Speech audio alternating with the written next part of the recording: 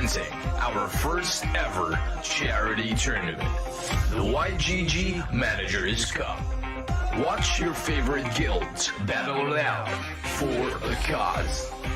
Every other Sunday. Premieres October 31st, 10 p.m. SGT. We are YGG.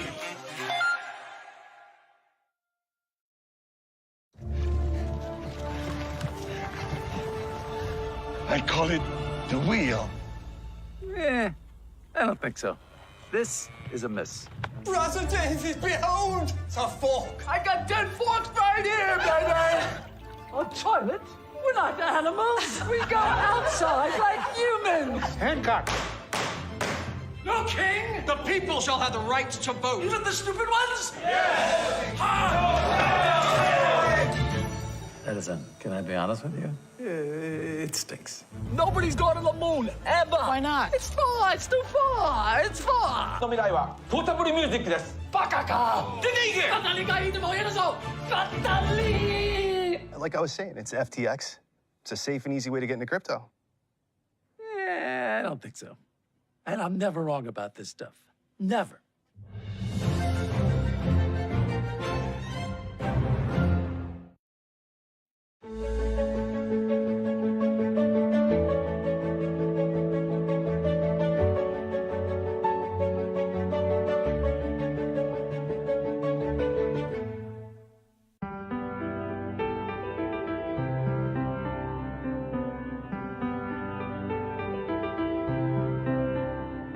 Ako po si Mary Jane Bagonsya ng Mabakong, Batangas City. Ako po ay isang may bahay. Meron po akong isang anak na babae. Kinasal po kami ng aking asawa noong May 20, 2018. After po namin ikasal, kami po ay nangupahan ng 2 years. Karoon nga po ng pandemic, nag-decide po kaming mag-asawa na tumira po sa bahay ng aking nanay. Nag-alok po siya na pwede po kaming magtayo ng aming bahay po doon. Hello po, welcome po kayo sa aming bahay. Pasok po kayo. Ito po yung nagsisilbi po naming salas po, tapos po paggabi, ito po yung aming pinakahigaan po. Kaming mag-asawa po at ng aking anak. One time po kasi, kaming mag-asawa po, pumunta po kami ng tindahan po dun sa may karsada. Parang usap-usapan po nila yung Axie. Malaki daw po ang kita. Nung time pong yun, iniisip ko po, hindi po ako marunong sa mga games, pero ang sabi ko po, siguro ito na po yung sagot ng Panginoon sa aking panalangin. 3 days lang po ako naghintay. Ako po ay nabigyan na po ng scholar. At talagang napakalaking blessing po ng pagiging Axie Scholar ko po. Kasi by the time pong yun, yung value po ng SLP ay palaki. Ito po yung aming bahay kung saan po natutulog po yung aking mga kapatid. Pasok po kayo. Kung makikita niyo po, butas-butas na po siya. Kapag po umuulan, talaga pong tumutulo at meron po kaming mga langgana po para sinasahudan po namin, para po kami makatulog. Ang akin pong asawa, siya po ay electrician. Simula po nung ginawa yung aming bahay, hindi na kami bumayad ng tao. Pinag-aralan na po niya. Nakikita ko po ang aking asawa ay napapagod. Siyempre, nahihiya naman po ako. Tapos yung aking ina, tatrabaho pa rin siya kahit matanda na siya. Salamat po sa pagiging scholar po kasi naibalik ko din yung tulong na ibinigay sa akin. At alam ko po yun ang way ng Panginoon. Ang pinakagusto ko po talaga, mapatigil na po yung nanay ko po sa pagtatrabaho. Maibalik po namin lahat ng sakripisyo niya po na ibinigay po niya sa amin.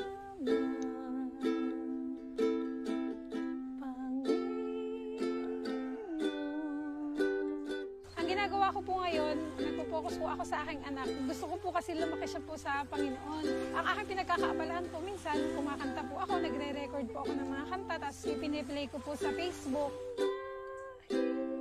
Taas pala noon.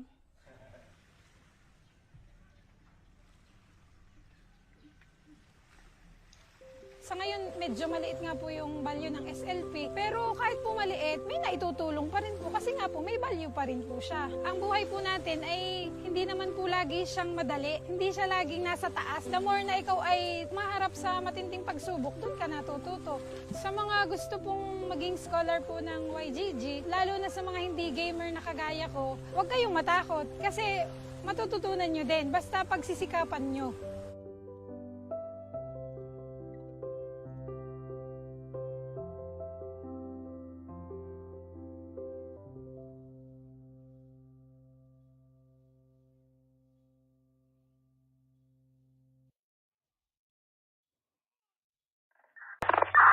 Presenting the YGG Managers Cup. And you can just throw in 3 cards and he's just gonna win anyway. I think Fifi's kind of nervous, bro. I honestly think that Fifi could be a bit nervous right there. He was thinking about he could just throw 3 cards. He's gonna win anyway. Alright, so nice round there for Fifi. He got his tail slaps. He got his win condition. I was just kind of surprised though, frankly. Probably that he was gonna go to the back, but then right now Fifi is not gonna make it right there. Bad draft, I guess. I would say. Would you agree with me, Frank? Yeah, with 2 sneaky raids. Yeah, I mean bad draft for Fifi with a Yeah. mech and a double aqua. That's not gonna be too good for him. For 020 and Wendy as well. However, that was also a very good round for 020. Putting the the plant didn't have any turn, wasn't able to throw any damage cards. Wendy still at play right here. Very well played from Wendy, and that's gonna be it for 020. I'm not even sure if you and what's the You and High. yeah. High games will be able to great wall of Wendy. But it's interesting. Not gonna be even put in last stand. Well played from the side of Itachi. So I'm not sure. I think Wendy also had a bad draw right there because he didn't. I'm not sure if he had a lot of sneaky raids on his dusk. Uses all his cards. Let's see. 169, 104. Oh, he does get the kill. Itachi with 2 sped up aquas over there going against Wendy's God Aqua. Now Itachi just reversed everything. Wendy won the first round. Itachi gets 2, and now Wendy could now rest. Critical 277 damage. Itachi still in the game. Now it's gonna be up to Dehi-san.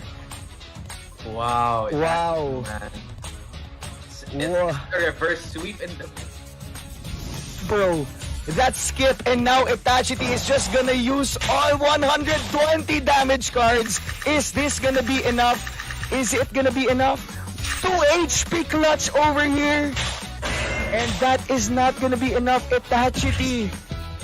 Oh my god. Wow. Wow. This is the YGG Managers Cup. Brought to you by FTX. Yo, what's good? Hey, good evening to everyone. My name is John Sedano from YGG. And yeah, welcome to another episode of the YGG Managers Cup. We are in week 11, and tonight we have 2 very special teams with us today. And representing those guys, we have Rip from AxieGlobal, and also we have Zero from METAT8. Hey guys, how's it going? Great to be here. John, thank you for inviting both of us once again.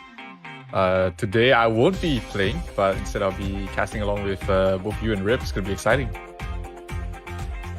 Good to be here. Thanks for having us. Man, bleeding edge of blockchain, but not that it matters. We're talking about Axie. It's my first time casting. It's good to be here. Thanks for having me. Yeah, for sure. I mean, really great stuff. Like, I mean, a lot of stuff happening right now in the community and the ecosystem. But what all brings us here together, it's the love for esports and the love for gaming. And tonight we are going to be actually seeing both teams with, if I'm not mistaken, new lineups. So Zero, you mentioned in round 1 you were actually a player, and yeah, dude, why don't you tell us about that one? What happened over there, man? So the first week the first round for METAT8 in the YGG Managers Cup, it was me, Ralo, as well as Huat, who was representing the team. But unfortunately, both of my teammates didn't get to play because I served the tournament. So this time they're just kicking me off to cast while just to let other people have a chance to play. So I'm here. Yeah, man, give a chance to others, man. Give a chance to others. You gotta take it easy, Zero. You gotta. Well, I mean, yeah, kidding aside, dude, like Zero, yeah, you've actually, you've been a staple in, the esports community and the esports scene of Axie Infinity, and it's really good to see and finally, have you here as a caster. But then again, we have Rip from AxieGlobal, and from some of our viewers, it's gonna be one of the first few times that they're gonna be, seeing AxieGlobal play. And what's really exciting about this, that these I consider are going to be young guns in this tournament, because based on the bracket that we have here, if you look at the lineups, man, like we had our YGG influencers, we had Levox, we had CTG. We even had Got Skills, which actually now forfeited because they have been dissolved. Their players have joined other esports teams like over the time of the tournament. We have AxieGG, we have Real Deal Guild, we have METAT8, you guys, AxieGlobal, Blackpool Academy also joined, MTTM, Loot Squad, Super Whale, and also our friends from YGG Elite. But yeah, enough about the other players. Like I definitely would want to know, and the community would want to know more about AxieGlobal. So yeah, Rip, take the floor, man. Thanks. Well, where do I begin? It's a lot of big names out there, and it's an awesome opportunity to take you guys on, meditate big names in the space. It's good for us to just get our name out there. So AxieGlobal, we've been in Axie, well, as a small to medium-sized guild, let's call it. With 150 or 170 scholars at the peak, and we have quite a few competitive players.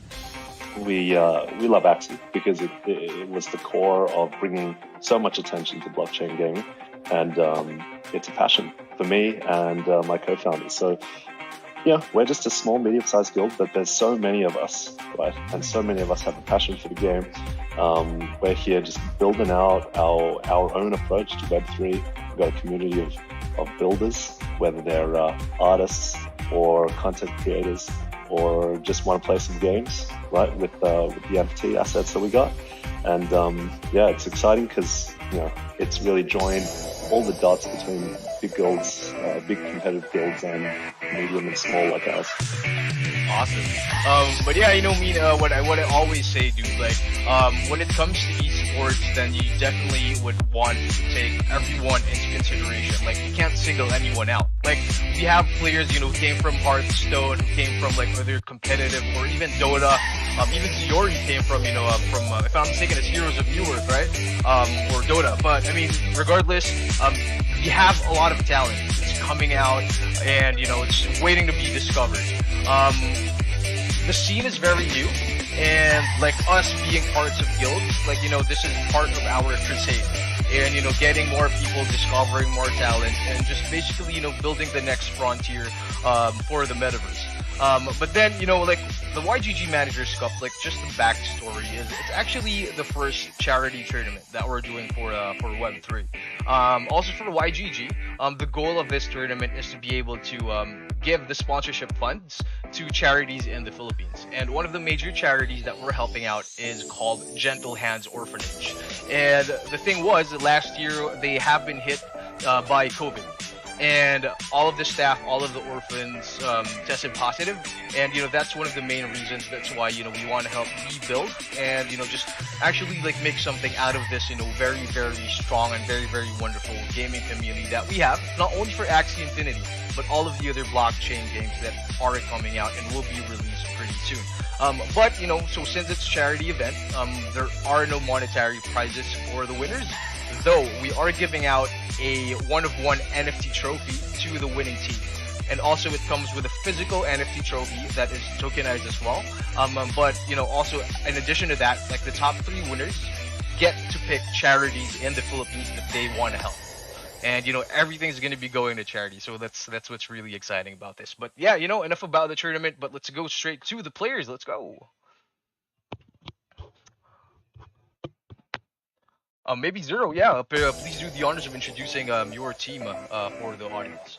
Alright, cool. So we have Baby Jedi, also known as Lightus. He's one of our latest batch of recruits as for semi-pros. And we also have Wham. He has been a player with us for quite a couple of months. And Hashek is one of our oldest members as well. He's one of the pros, and he's basically the captain of the team, at least for the YGG Managers Cup for this weekend. Awesome. How about for AxieGlobal? I think I've seen Kuya Marv's play. But yeah, what's up? What's up, Rip? Kuya Marv's. He has one of the greatest clips of the whole YGG Managers Cup highlight. The reverse 3-2 sweep. Oh yeah, that was amazing to watch. Yeah, so he has that kind of mantle to his name. The other two, so we had a last minute swap here with Grimer. He's one of our main men, ZXLs. He's taken the place of Figment the Halbert there. Just it's holiday season, as you know. Yeah. People are everywhere. Our boy had to step out, so luckily we got a reserve player. Myself, I'm in the middle of traveling, so you got me talking on a laptop and on battery power in a lobby somewhere. So what could go wrong? And then we got Russ there, who's sporting that board punk of society. Our favorite guy. He's the joker of the group. And we call him the crit magnet because that's exactly what it is. Yeah, pretty awesome, man. I mean, it's exciting to see players coming back from round 1.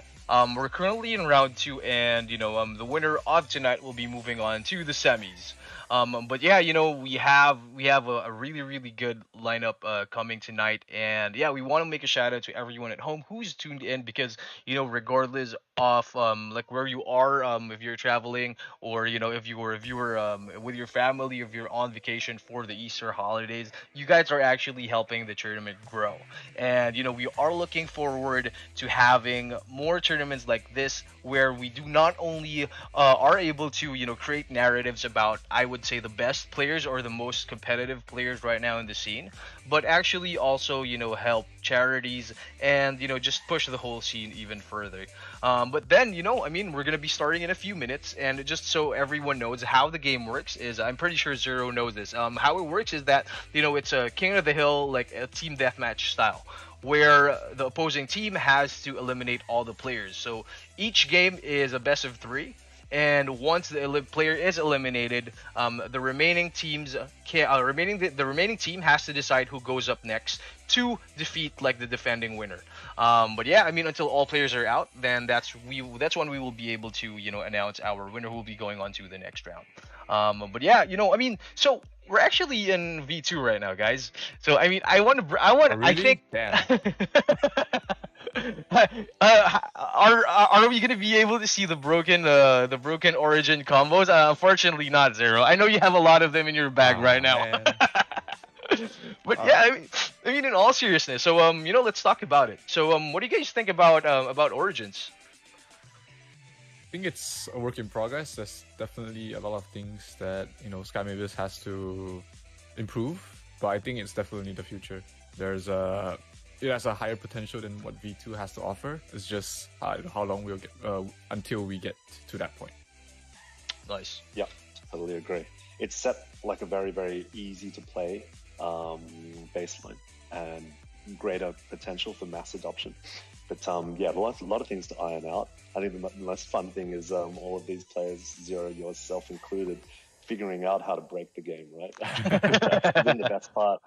How many people were clicking craft in that bug in the first couple of days, just so they could figure out what combos they could do. So yeah, it's just the beginning. But V2, we've spent a long time testing, playing in it.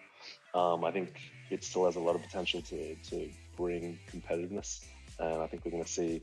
Don't sleep on a small guild with little reach of influence. We can pull something out of the back pocket. No, yeah, I think definitely. There's a lot of hidden players that's yet to be discovered, and that's the great thing about having all these other guilds, smaller guilds that they find the diamond in the rough. Because without them, without the builders from the smaller communities, you guys give the exposure to a lot of players, and it's going to be it is very important for the ecosystem, and I'm pretty happy that AxieGlobal is part of this whole movement. It's fantastic. Thanks. Yeah, let's bring some diversity to the gameplay, and it's awesome just to be a part of this whole tournament as part of the other big guilds, like your own big name. So who we've got up? We've got Baby Jedi going up against Kai in the first round. Baby Jedi is playing the what we call the God bug, or the suck bug, because it has the mosquito mouth along with a backdoor bird. Something that, oh no, just backline bird, not backdoor bird. Something that is that Baby Jedi doesn't have, like, I know him, like, he's part of the team, so I know that he doesn't play a lot of different compositions, but what he really excels in is actually, mastering the few that he has, and he's one of the one of the players of the guilds that excels in mastering one composition. As we see a big damage, that crit actually is pretty painful here. Not dead though on the front plant for Kai. He's gonna be able to spread the poison as well as heal up, get the energy as well. Pretty good turn here from Kai because his plant stays alive. Ooh, all right, get some crits back, please. We got enough crit magnets on our team. So you were just saying with Baby Jedi, he really masters his team. This here is Grimer's personal pick, a season 20 team pick. And he has mastered that one. In fact, a lot of times we are quite surprised by just how he maximizes this team comp. It's great. It's great. I mean, it's a very decent composition. Like the backline with the Scarab actually does pretty well against what Baby Jedi has as his win condition, which is his bug. As round 3, we did see them just trading the bird against the tank here for Kai. So it's down to a 2v2. Baby Jedi's plant, not much health left, but should still be able to get a little bit of value. Here comes a backdoor attempt here for Kai. It's going to leave him stunned, but Baby Jedi is going to play around that, having the sticky goo to break the stun, and then the rest is just being damaged. It's definitely a pretty even matchup, just based off of the backline having the Scarab being able to stop the healing from the bug. So I wouldn't say it's heavily it can go either way right now, because like Baby Jedi, he's out of energy, he's out of damage. He has to try and stall out at least one more turn. He's gonna get the Goda, but no more energy left, and it's gonna be a 2 versus 1 situation. Jedi has not, he doesn't have any more other place to go. He just goes for the Mosquito and Twintail.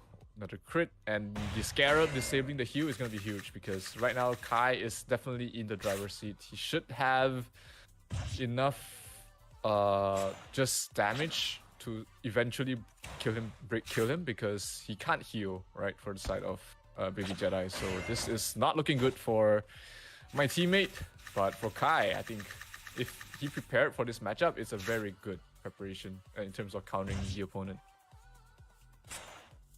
Nice, that's good to see for us. Yeah, that was a great lineup selection from Kai. Definitely counters whatever Baby Jedi has. Well, Baby Jedi's team, if it is being countered here, it is good luck on Grimer's perspective, because that is his team pick from season 20, so he's been playing it for quite a while. Now, was it season 19 even, right? I think it was mid-season 19 when he picked that up. So yeah, just goes in his favor for now. Yeah, it's definitely a slept-on team. Like, people are talking about lunge teams, they're talking about double plants, but having that Scarab counters a lot of matchups that usually poison teams don't excel against, as well as having that tanky midliner. It's a great, I mean, he definitely did his homework picking up his team. It's definitely not too expensive. It's not, and it actually has a lot of great matchups. So props on him for spotting this out and, great for AxieGlobal to be able to support him. Understanding his vision as well. It goes to show that Axies are just just part of the game, but the skills of the players plays a huge part in it as well. Yeah, I think skill does play a big part. That's what keeps the competitive scene alive. You can't just see two team compositions and see the decision of the match at the beginning. That would be anti-competitive. So yeah, really good to see there's a balance. Yeah, there is, and this is just a replay from the last match. Just a tough matchup if Baby Jedi doesn't draw his damage cards early. He's left in this 1v1 situation, which is generally not a great situation because he just can't heal thanks to the Scarab. But yeah, let's see. We'll have to wait and see if either one of these players will make any sort of adjustments to their teams. Like Baby Jedi, he only has a very limited amount of team comps, so it could be something that Kai has spotted out, and I think his poison team actually does decent against both his matchups. It actually does. So looks like AxieGlobal might, just based off of matchup advantage, it's looking good for your team, my man. Oh, thanks for the vote of confidence. Well, we try to make the most of what we got. I think that's been the same story since early on. It's very, very tempting to chase the meta. Very, very tempting to breed or buy the best possible Axies for a particular season or particular meta. That team, in fact, that Kai, part of his tag, is his group tag. So Kai is his group. Grimers is the Pokemon, in fact, that he's been identified with as part of AxieGlobal. Everyone started, our very first scholar was given Bulbasaur. And, we're up to Gen 3 now with, wow. I think it's Vigoroth. Yeah. I love that. I love that. That this sort of naming conventions is, I like it a lot. It gives, it relates to a lot of these players who, being gamers, definitely would have heard or even played Pokemon before. And it's pretty, I like it. It's just, who doesn't know Pokemon, right? Yeah, I name my scholars numbers, but I might have to take a leaf out of your book and start naming them Digimon names or something. It's pretty cool.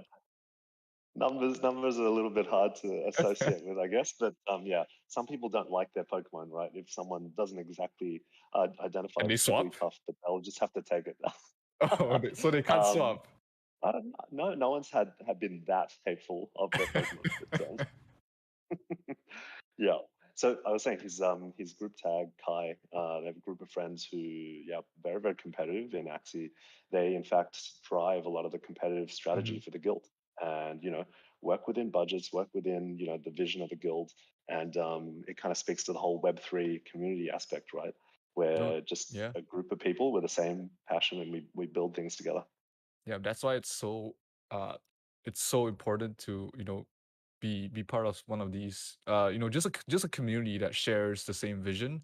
It helps you go a long way, and yeah, it's very enlightening to see there's so much more potential everywhere else. It's great. It's a good just shines a good light to the future of the game, and to the whole Web3 community as a whole. Yeah, a lot of potential to unlock. So Dano, how you going? Just checking in on us.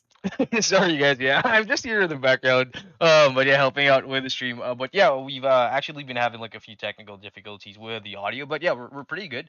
And yeah, so up next we have still for game 2 we still have Kai and Baby Jedi. So it's a 1-0, 1-0 in favor of AxieGlobal. So yeah, I mean it's really good to hear like the backstories on on your teams. So like within the guild there are still many teams that are going on. It's pretty cool to see because even for me and my friends, like when we started our scholarship, we didn't really expect like these guys who know each other on Discord, just happen to be, just hopping on the voice channels, like teaching each other, and like before you know it, like it's a regular thing.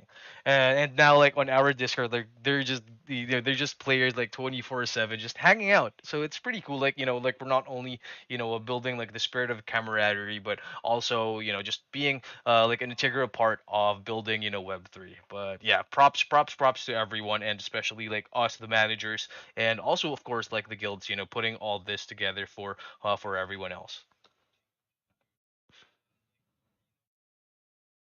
Yeah, it's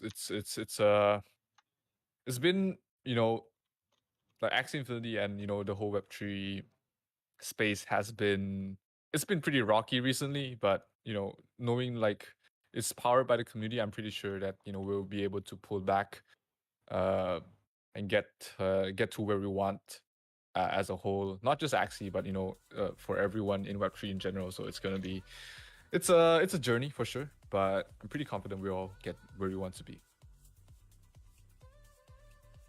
Here we have game number 2 of this best of 3 series. This might be Baby Jedi's last showing on stage, and they are sticking to the same compositions.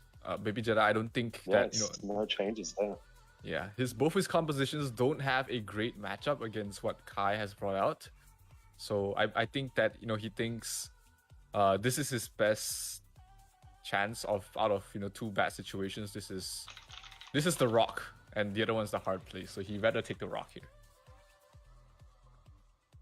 Yeah, right. I'll double down on that and maybe get a bit luckier on this draw and this round. Yeah, definitely. Having all these RNG based games, there's definitely ways to just get a little bit lucky and try and make an unfavorable situation better for you. But it does look like a tough matchup here for Baby Jedi. I think Kai has picked up his team very well, having that very tanky midline, and it's going to be tough for Baby Jedi to get through.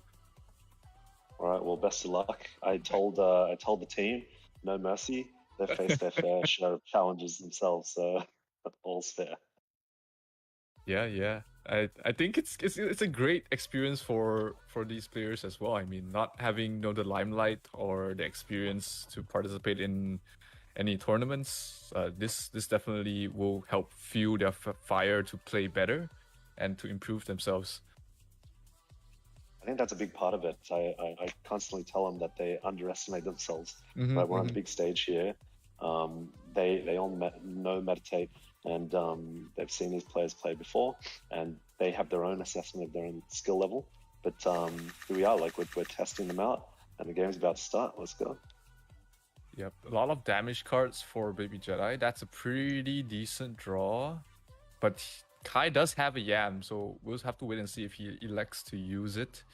Usually they just don't use it round 1, but for Kai, I think he can afford to spend it here, and hope he catches the bug, or just start spreading the poison little by little.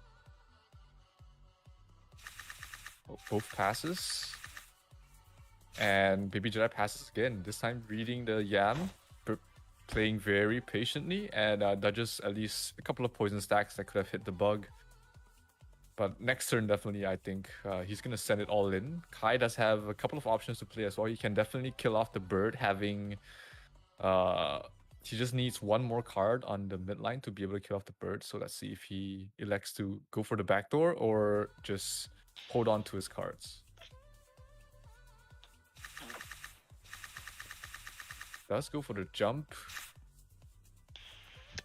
Uses most of his bird cards.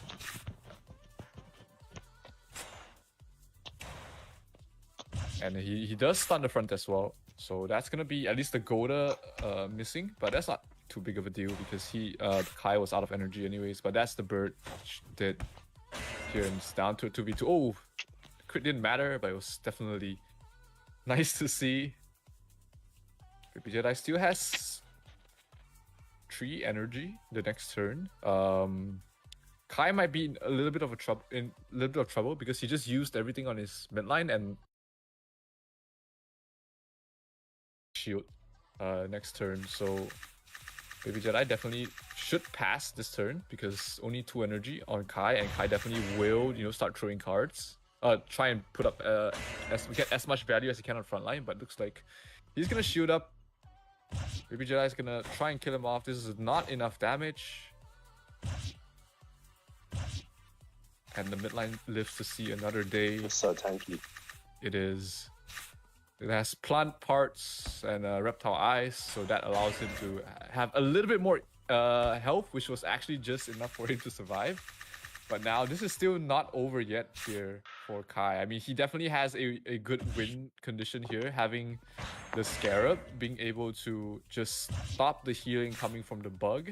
But Baby Jedi played very well here, fearing him, making sure that he can get the backdoor next turn and re-fears him again with the midline. This is pretty good, a very good play here from Baby Jedi. And he's gonna allow his bug to draw more cards and also heal. Yeah, this is a huge turn here for Baby Jedi, getting the heal off, getting the damage off as well, and suddenly it's looking pretty good for him. Oh, yeah, that one turn made a huge difference just now. Yeah, it does. And damn, Baby Jedi able to draw things out, you know. Things are not over yet, and we're going to a game tree. Nice, nice. That's Yeah, what let's we wanna see it come to a head, right? To a third round. Yeah, that was great. I mean, last thing we want to see is a one-sided fight, so love it when it comes to a third. Yeah, and that shows how much of a it's a pretty rough matchup, but you know, making the right moves definitely comes into play. Making the right decisions in whatever matchup you face, pretty well played from both sides. But I think Baby Jedi just had slightly better luck in terms of card draw this time around, and he was able to just play his team to his max potential, and forcing the game tree. And the loser of this best of 3 series will be eliminated, and we're gonna have to go to the next man up for both sides. So do you know, like, in which sequence are your players playing after say if Kai loses, who's up next? They might have made some last minute changes, but my understanding is Russ was up next. Mr. Crit Magnus. Yeah, better have him play early, and you know, you have a couple of outs even if he gets critted on. So not the worst plan in the world. For METAT8, we do have, I think it's Wham playing second for us. Shaki's gonna be our ace player to try and hold down the fort. So we'll see if it ever reaches that point for both sides. It's definitely going to be much closer than we thought. Like if you were thinking, oh, AxieGlobal, haven't heard of them before, what could they bring to the table? Well, I think we're showing you. Exactly, like that's the power of the unknown, right? When you're not in the spotlight, you have the advantage of not being able to be studied by other people, and you know, maximizing that advantage can cause a lot of upsets, and you know, a lot of big runs in tournaments just because people underestimate you. And you know, after today, definitely giving AxieGlobal, looking at you guys in a different light for sure. Definitely have some great players. Yeah, let's get some clout. And like you said before, we're just out here finding diamonds in the rough. Right? There's so many good players out there, really good strategic players who've been playing games their whole life. I know in the Philippines, right, there have been people, it's not just the Philippines, but even myself, we were just talking about Ragnarok before. Like our upbringings, our lifestyle has been centered around gaming. And that's most true in the Philippines. I think, you know, you've got, the country has had such a gaming culture, and there are players everywhere. So these guys, Grimer being one of them, Russ another one, and Kuya Mars, right? They just need the opportunity to be seen, and that's what guilds like my own are doing for them. Definitely, it's you know, being brought up gaming myself, and I know I have a lot of Filipino friends.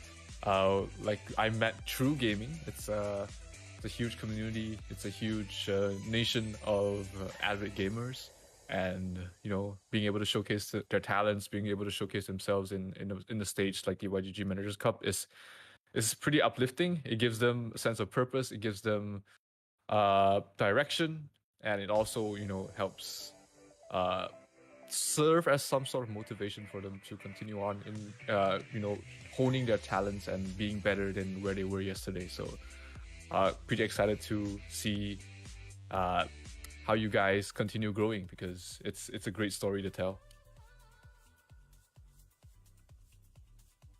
I mean, COVID was one thing, and then Typhoon Odette was just the other one, which just showed how quickly like these communities could come together and make positive change. Yeah, I mean, we had never done anything like that before, right? A charitable event, but you know, it was just by bringing the attention to it and having the right people in our Discord channel. That's all it takes, right, to create some action. So we saw some of that. We led some, you know, donation efforts as well. YGG created the most important one. Yeah, the Typhoon efforts have been pretty amazing. Like I've talked to Sedano previously with all the work, all their charitable work in helping, you know, communities affected by the typhoon. And I just heard from him that they just got hit by a second typhoon recently. So you know, hearts out to everyone that was affected, and you know, just hope that things get better from here on out. But here we have game number 3 between Baby Jedi and Kai, and running it back once again. Both players definitely, you know, believing in their vision in the These teams are the specialists, right? Specialists versus yeah. specialists. Probably some of the best gameplay you'll see. I mean, the high level gameplay is probably hard to discern if you haven't seen it firsthand. The gameplay that and the experience that you need.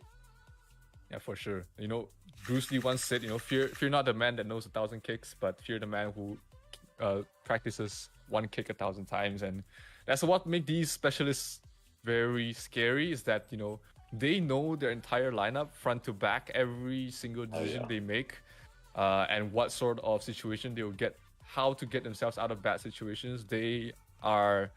There's no one else that can tell them how to play their teams better than themselves, who've just been playing their teams more than anything else. So it's gonna be a very exciting match to watch.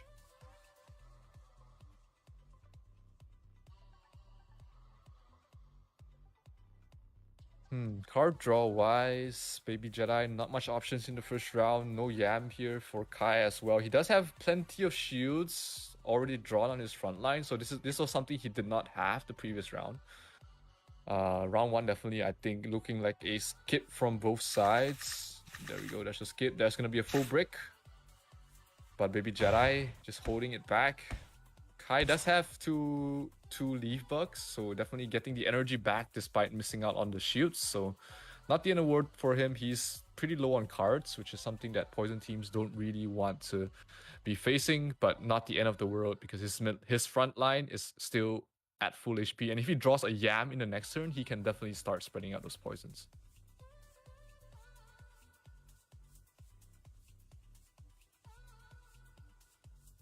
So the next card draw is going to be pretty important here. If there's no Yam, things are going to look good for Baby Jedi, just based off the fact that he can do a lot of damage to the front. He already has 3 of his tanks cards in the front, so he's going to be able to at least get a lot of value out of it. And that's 4 cards, definitely going to see him use it. Kai is going to try and brick up once again. This should... he should survive here. It's probably not enough damage. Oh, never mind. It's actually just enough to bring him down. It's not going to get the value out of the heal. And he loses 2 energy for nothing here.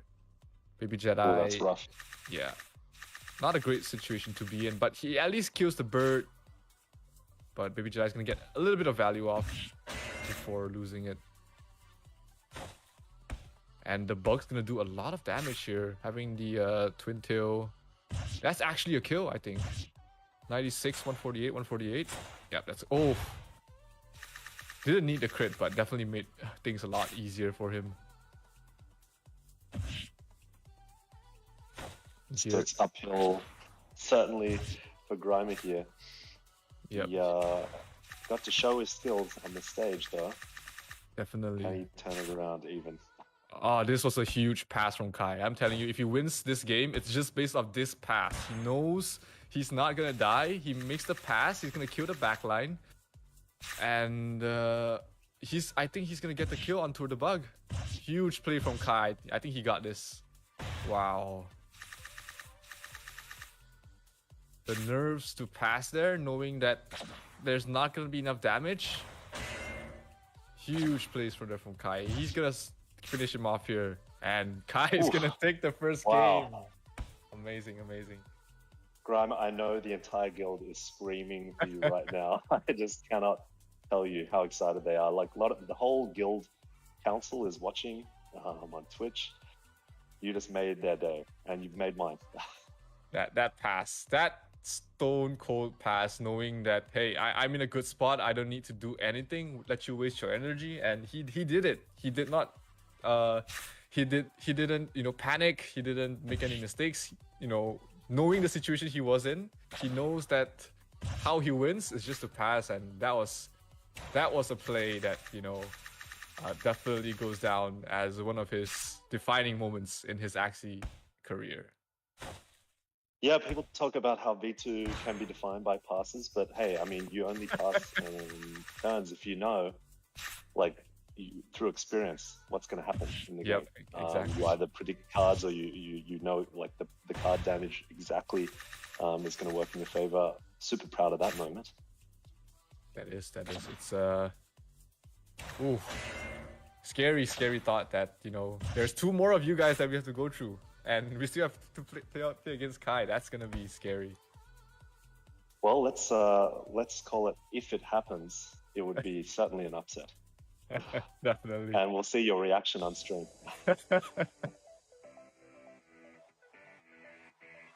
Yeah. So next up, we're gonna have Wham facing up against Russ. Unless any changes were made on both sides. I'm not 100% sure for METAT8's lineup as well, but from what I know, it is going to be Wham playing, and it is going to be Wham. Wham is more of a master of none kind of player. He kind of plays a lot of different lineups. He does lean more towards playing Aquas, which might not be in a great position if it's against Poison, so we'll see if Wham's able to adapt from that. All right, let's see. So it's generalists versus specialists. We'd love to see this kind of match. And if Wham has a lot of Axies in his hand, then maybe we'll see some interesting compositions. But Grimer, like we're saying, is a specialist, so he would have come across some of these newer compositions in the latest season and the latest off season. So will make for very good watching. Yeah, definitely. Like he definitely will know how to play around these matchups, even though he's not favored. So I would have put it past him to be able to beat Wham as well. I mean, it's gonna be a very interesting match for sure. So winning team is not allowed to change. So I mean, Kai definitely wouldn't be changing out of his forte. Not expecting him to switch out of what he's most comfortable with as well. So it's gonna be a good match, I think. Yeah. Let's see how it goes. So I assume Wham will be trying to pick a team that should fare well against Grimer right now. But Grimer has a couple of Axies in his back pocket. We didn't give him the world, but we gave him some flexibility. I mean, most of the Axies that we picked up for the whole guild were picked up in season 18, and common theme for us is to make the most out of what we got. I mentioned this before, but in season 18, we adapted what was previously known as ABP compositions into 2 different compositions. We turned them into BBPs and AAPs, and then in season 19, we did the same thing. So we converted some of the existing 3 Axie compositions into 2 new ones entirely. And then as part of the whole Origins changes, we're also trying to make the most out of what we got and not try to change our own Axie stable too much. So yeah, some of that is coming to fruition and being shown on the big stage. Super happy about that. No, yeah, that's definitely a smart way to go around things. You know, chasing the meta not always the best thing. It's not great for growth, right? You know, having the financial decisions to make and whatnot. So making the best out of you know, what you have definitely is a better way, like to grow yourself, especially when, you know, you're a smaller guild or smaller as a personal player. Yeah, I think that's the thing. Like if you give yourself every tool, right, you may not have the chance to develop yourself as a player. Yeah, so exactly. I'm sometimes asking them almost like a Mr. Miyagi kind of situation, like getting them to wax on, wax off with the axes that they got.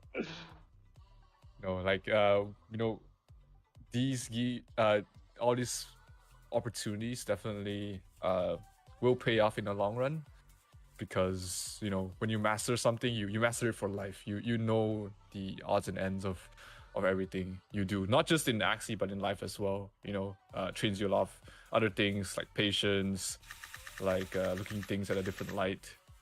But here is definitely not a good matchup here for Kai. Wham's bringing out the double discard bug team against poison. Generally, it's much more favored towards the bug team, but he gets a good Yam turn. 3 stacks on the midline. Definitely love to see that. And he does have a second Yam as well. So if Wham decides to continue on with this pressure, Kai definitely has a great... He's definitely in a good position to win this game, despite being unfavored once again.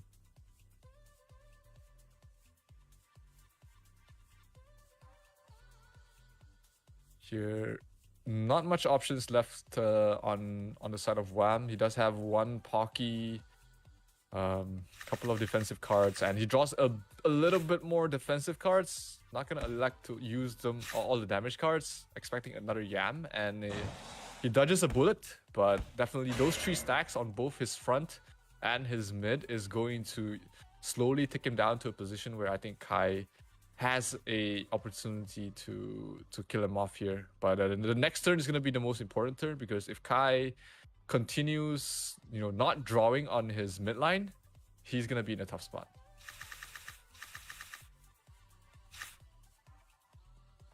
Risky fish. This will not kill him off. That's going to be a good turn here for Kai, stalling even more, getting the heal off, putting up the shield, drawing a card, and the poison slowly but surely taking him down. And here comes the backdoor towards the mid. 2 more poison stacks on the mid. 5 is the magic number here to be able to win this game. Getting the 5 on the mid is a huge step forward in taking this game. The discards are going to hurt though for Kai. He can't backdoor. Even the next turn, he definitely... Oh, he does draw some decent cards to do some damage towards the back. But it's not the position he wants to be in. Looking not unwinnable, but slightly grim here for Kai, as everything he has is going to get discarded by the front here. Oof, the crit as well. Yeah, the crit as well, and the discards put him in a pretty tight spot. He is still in a decent situation based off the fact that, you know, all of these Axies are low on health. He's going to kill off the front and the mid by virtue of the poison as well. And this 1v1, I don't think... this is actually enough damage. It is actually enough damage. But, oh, it went down to the absolute wire. Very close there. Discard's pretty painful for Grinder there. He got pretty unlucky with the discards, you know. A great play from Wham there. Knowing that passing was the best situation, played around the worst that he could, you know, having the mid and the front poison to that extent. But Kai, just a little bit unlucky. I wouldn't be surprised if he tries to run the poison team back, knowing that he definitely had a shot in winning that game. He just got, you know, a little bit unlucky with the discards that he got hit with. I mean, round 5, only having 3 cards in the mid, not the situation that anyone wants to be in. So that's the whole point of this discard comp. So doing what it's supposed to do. Yeah. Well, Ryman will be certainly tested to take this back. Let's see if he sticks with his current comp. Do you know like what other comps or Axies that Kai is comfortable playing with, other than the poison team that he has? He's had experience with quite a few, and goes to his role as one of the strategy masters for our guild. So we have a guild stable. We have a whole bunch of Axies that are available to use, and we do a bit of R&D through the whole team. So he leads that, puts different Axies on different teams. Different scholars can, if they're part of the council, can just draw out of that Axie stable, test them out, give feedback, and that's how we kind of do the whole distributed esports model. Oh, that's great. I mean, working in a hive mind, definitely one of the benefits of being part of an org or a guild, and that's one of the best ways. Working together, trying to reach the common goal. Definitely great to see here. As just gonna wait for the next series, next match of the series to start. Currently, AxieGlobal leading 1-0, but Wham is taking the reins in the second series, leading in terms of points, and we might be in a situation where everyone from both sides might be featured, because definitely AxieGlobal definitely has some players that we have to look out for. Well, it's been really close so far, so I wouldn't be surprised if you saw it come down to like a 2-2 situation. And yeah, we'll have to see how the next couple of rounds go. But it starts with Grino picking out whether he sticks with his current comp or mixes it up. Yeah, he does have the option to. I mean, both players, I believe, have the option to change. Yes, they do. Both players have the option to change their comps, and that's going to be just mind games and predicting, as well as just a little bit of guesswork, looking at scouting your opponent, knowing that what they play the most is going to come into play here.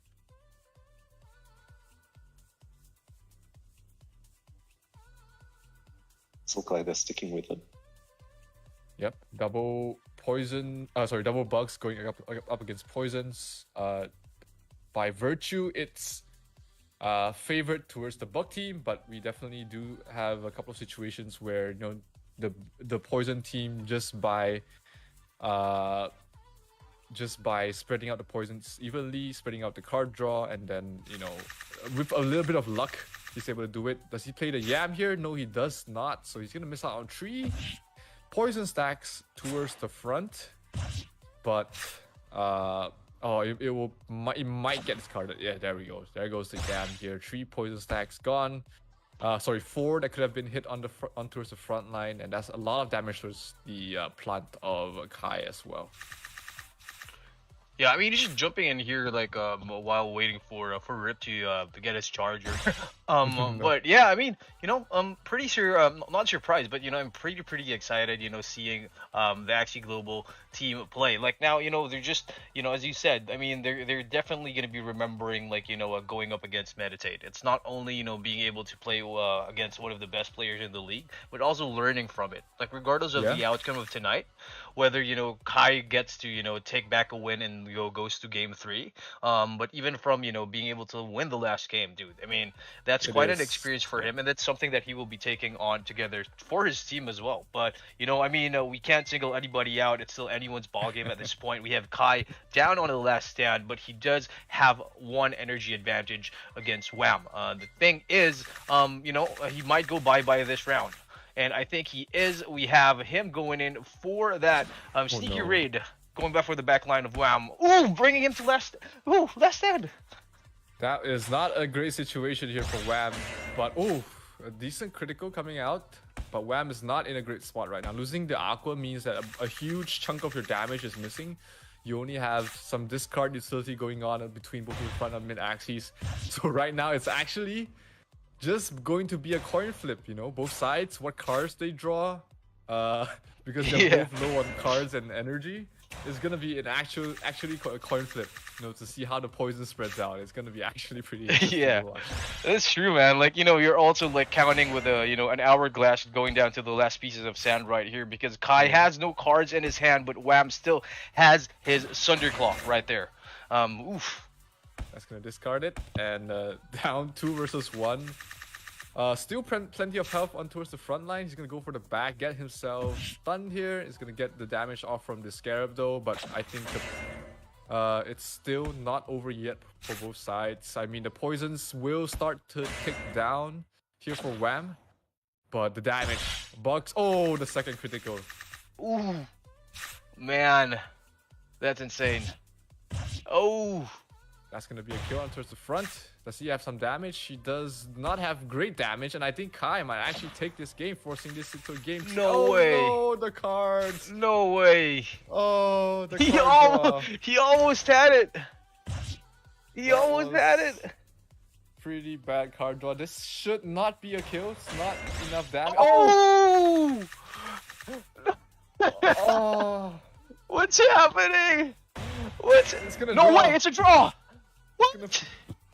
Oh my G. Wow, what a game. What a game, man. I mean, dude, like Kai not being able to get, you know, the magic number of the poison stacks, like the magic 5 right on time. But dude, the RNG gods, dude, have blessed him this time around, even being able to bring him to a draw. That is insane. I think I've seen my favorite my favorite round or my favorite game for tonight, man. That was actually, oh, it could have been anyone's. I mean, it looked bad for Wham at one point, and then he got the crit. Yeah. And then it looked bad for Kai, and then Kai just got the correct draw to force this into a draw. And wow, we're gonna have a just having both of these players going at each other once again. I mean, it's crazy. Like, I mean, at this point, like, we've seen a couple of crits thrown out, like, through the game at, you know, the most perfect times. But, you know, even at the last round where Kai actually draws the double Venom Spray, which wasn't enough. It wasn't enough, but, I mean, the 3 ticks of poison, bringing Wham's HP down to 47. Oof, with a critical again. Oh, this is crazy, man. It is, and the perfect draw here, getting the Scarab. Anything else but the Scarab, Wham would have survived. But yeah, that's the way the cookie crumbles sometimes. I mean. Exactly, man. Exactly. Like, speaking of the cookie, man, you know, I mean, METAT8 getting a taste of the Kai magic sauce right there. Sticking to his guns still with his triple poison team. I mean, everyone at home watching, I bet, is on their toes, excited, you know, about what's happening tonight. So as you guys see, as you guys have seen, you know, I mean, Venom Spray. Let's talk about Venom Spray. It has been nerfed. I mean, what more that now that it's actually, you know, instead of getting 2 ticks of poison, like, you get 1 tick of it. But then there are still people using it in a synergy just like this, and Kai being a testament to the power of the triple poison team. But I guess we have Rip, dude, you missed all the action, man. You missed. It was insane. You should definitely, like, watch the replay. I will be watching that, definitely. Thanks for covering for me, Sedano there. Well, tell me about it. Just replay it to me at the moment. It went into a pretty bad situation there for Kai. He was 2 versus 1 against two of the bugs, and one of his saving graces was that both sides did not have much cards left, so they were basically top decking every single round. He got a little bit unlucky getting crit by the bug twice, losing a lot of HP, but he didn't die. He ended up in last stand, and during the last stand he got 2 attacks off, having the perfect card draw that he needed to be able to, you know, pull things off to a draw. And that's where we are. That's why we're here right now, with just the score stuck in a 1-0. So we're probably going to see the same match play out. And if that was the closest of matches, right, you had perfect draw for Grimer to close it out, but also the crits on the other side. So Yeah. let's see what happens, right? Yeah, both players running it back. Wham did lose his Aqua super early. He lost, I think, 6 cards on his Aqua. He basically gotten 0 value out of it. So let's see if this game, both sides, is going to have the card draw in his favor. No Yam on the front. That's going to be pretty scary here for Kai if he gets all his shield cards discarded.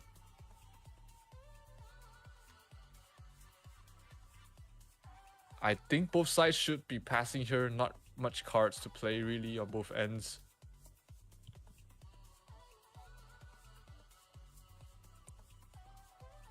And you'll see how the card draw goes for the second round, because here it is definitely just going to be a draw on both ends.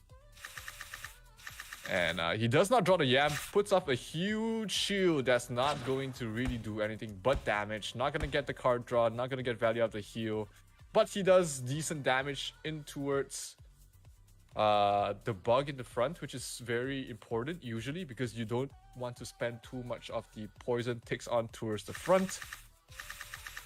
And here we're gonna have Wham just throwing out his cards, getting a couple of discards off. That's gonna be 1 card gone, 2, 3.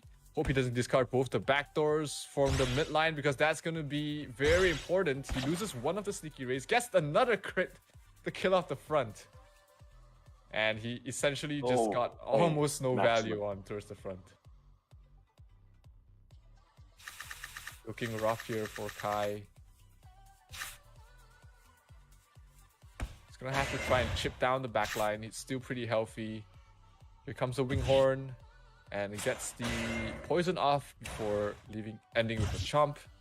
That's gonna cause at least one of the 0 costs to miss here on towards the mid line. But that's gonna be the chomp discarded. Yep, not looking good here for Kai. He's basically top decking right now. The balloon's gonna stop him from going anywhere, but the front, another crit.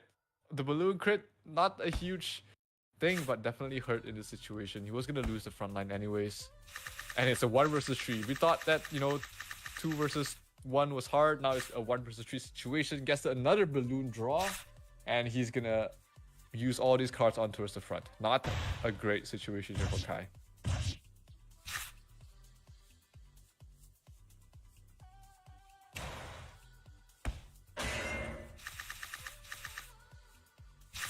Looks like he's gonna finish off the back, so that creates an opening where he can have a shot. Oh, this last dance though, not a good shot. No.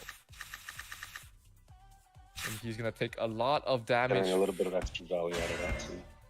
Yeah. And the damage from the Pocky way too high. Wham is going to... Too high a mountain to climb for Grimer, but proud of him for taking out 1 win. Wham is tough opponent. Let's see what we can do from here. That was a great series of rounds. I'm sad I missed the live action for that 3rd round there. But yeah, skills from both sides demonstrated pretty clear. Yeah, Kai definitely played out of his mind, played to his absolute best, got a bit unlucky, but I think especially the first series, he definitely needs to cherish what he achieved himself.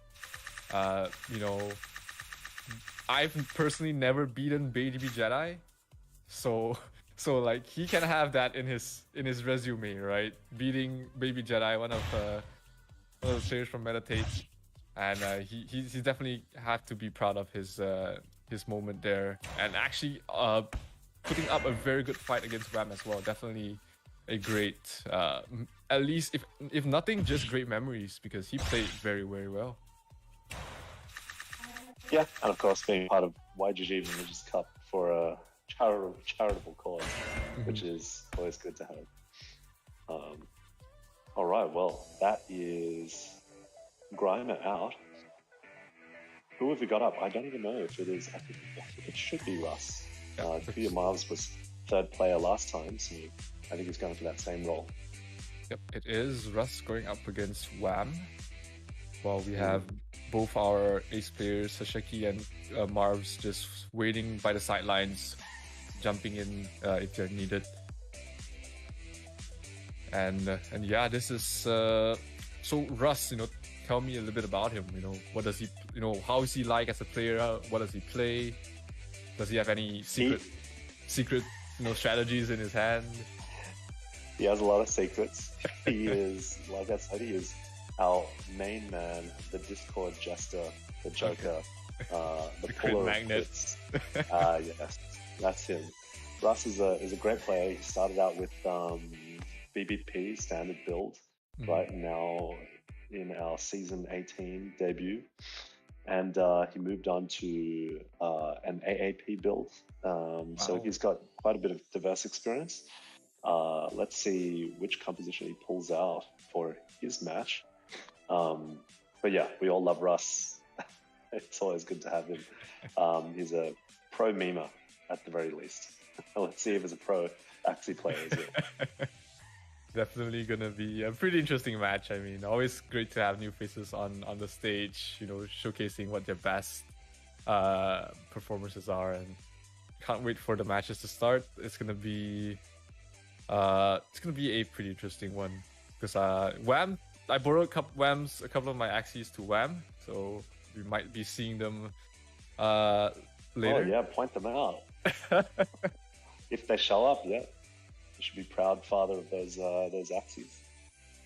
Yeah, but Aqua players are one of, especially if they have a lot of practice with AAP, they are one of the most skilled players. Understanding every part of the game, from tempo, from board control, from card management to energy management to counting damage and whatnot. Being able to master double aquas is basically almost mastering the entire game, because there's just multiple facets of the game that you can just learn from playing double aquas. So when you said that, Russ played BVP, which is very highly tempo reliant, and then switching to AAP, that shows that he is definitely not a player that we're gonna take lightly. Definitely has a couple of skills, that has a few secrets up his sleeve.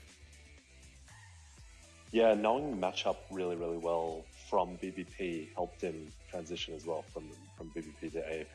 And it's like in fighting games as well. You play so much better when you yourself have played the character or the character archetype.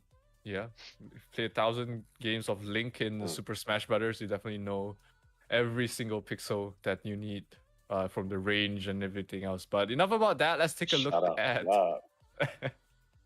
Russ Triple Aqua going up against Wham, you dirty player, bringing out the Reflectile.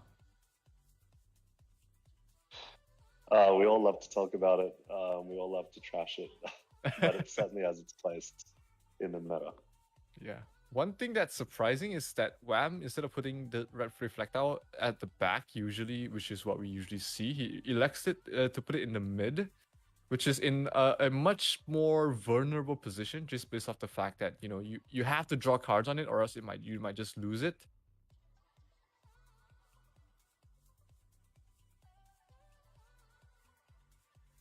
But the damage output without the spike giving might be a bit tough to go through the Reflectile, but we have to wait and see how the card draw goes. As this is the Dusk from Wham. High damage, not against Aquas. It does actually pretty bad against Aquas because it's all just bug beast damage. So Russ does have that advantage, having the a weaker frontline plant as a Dust to go against his triple Aquas. So definitely not the end of the world here for Russ. He does have a couple of outs to be able to win this matchup. Especially if he goes to the 1v1, he is 100% favored against the backline of Wham. Well, if he can draw down on some of the crits that he's deposited before. The karma stored up all up to this moment. Yeah, Revenge Arrow crits are huge, almost does 250 damage. Sando crits, 252 damage as well. Slightly less on an Aqua body, of course, but still, any crits with those high damage cards is going to be just a tough situation that Wham has to dig himself out of. So just have to wait for the match to start here. Let's see. Well, he's definitely going to be crossing his fingers and toes. It is Easter in the Philippines, and might have some blessings going towards both ways. Wham is Filipino as well, so this is just a battle of actually all the players from METAT8 representing METAT8 this weekend are Filipinos. Not sure AxieGlobal probably as well. Yeah, all three of our players today from the Philippines. Massive representation from the Philippines, but let's talk about this map. Yep, elects to go all in here, round 1 for Russ.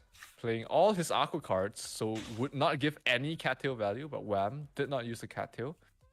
So that's the one silver lining, I guess, for Wham and Russ, is that, he didn't waste a cattail and Russ didn't hit into a cattail.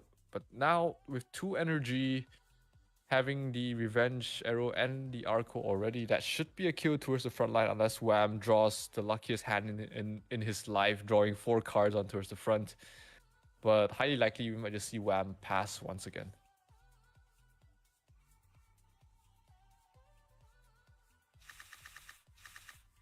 Oh, he elects to play it. Pretty risky play, I think. But it works out for him. He burns 1 energy with the Goda, gets the send of damage off, a little bit of chip damage towards the bottom. Aqua, not the end of the world. Nice formation here from Russ means that, most of these damage will, most of the front line's damage will be split between 2 axes. That's going to allow him to have a little bit of, luck in terms of just spreading out the damage. But the top Aqua he skips again. Russ!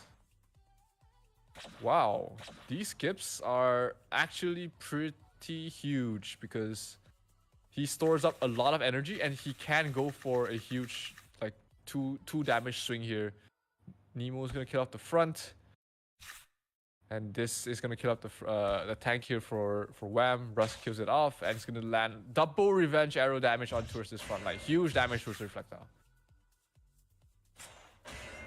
So that was a pretty good setup. Took 2 skip turns to do it though. Yeah, but all in all, that was a great move here for Russ, and he should be able to kill off this Reflectile without taking too much damage to himself. No, so close. And this should send him to a last stand, wasting the remaining cards on the Reflectile. But this is definitely a good position for Russ to be in. Oh no, he underplays here. Is it enough damage? I think it's enough, just enough.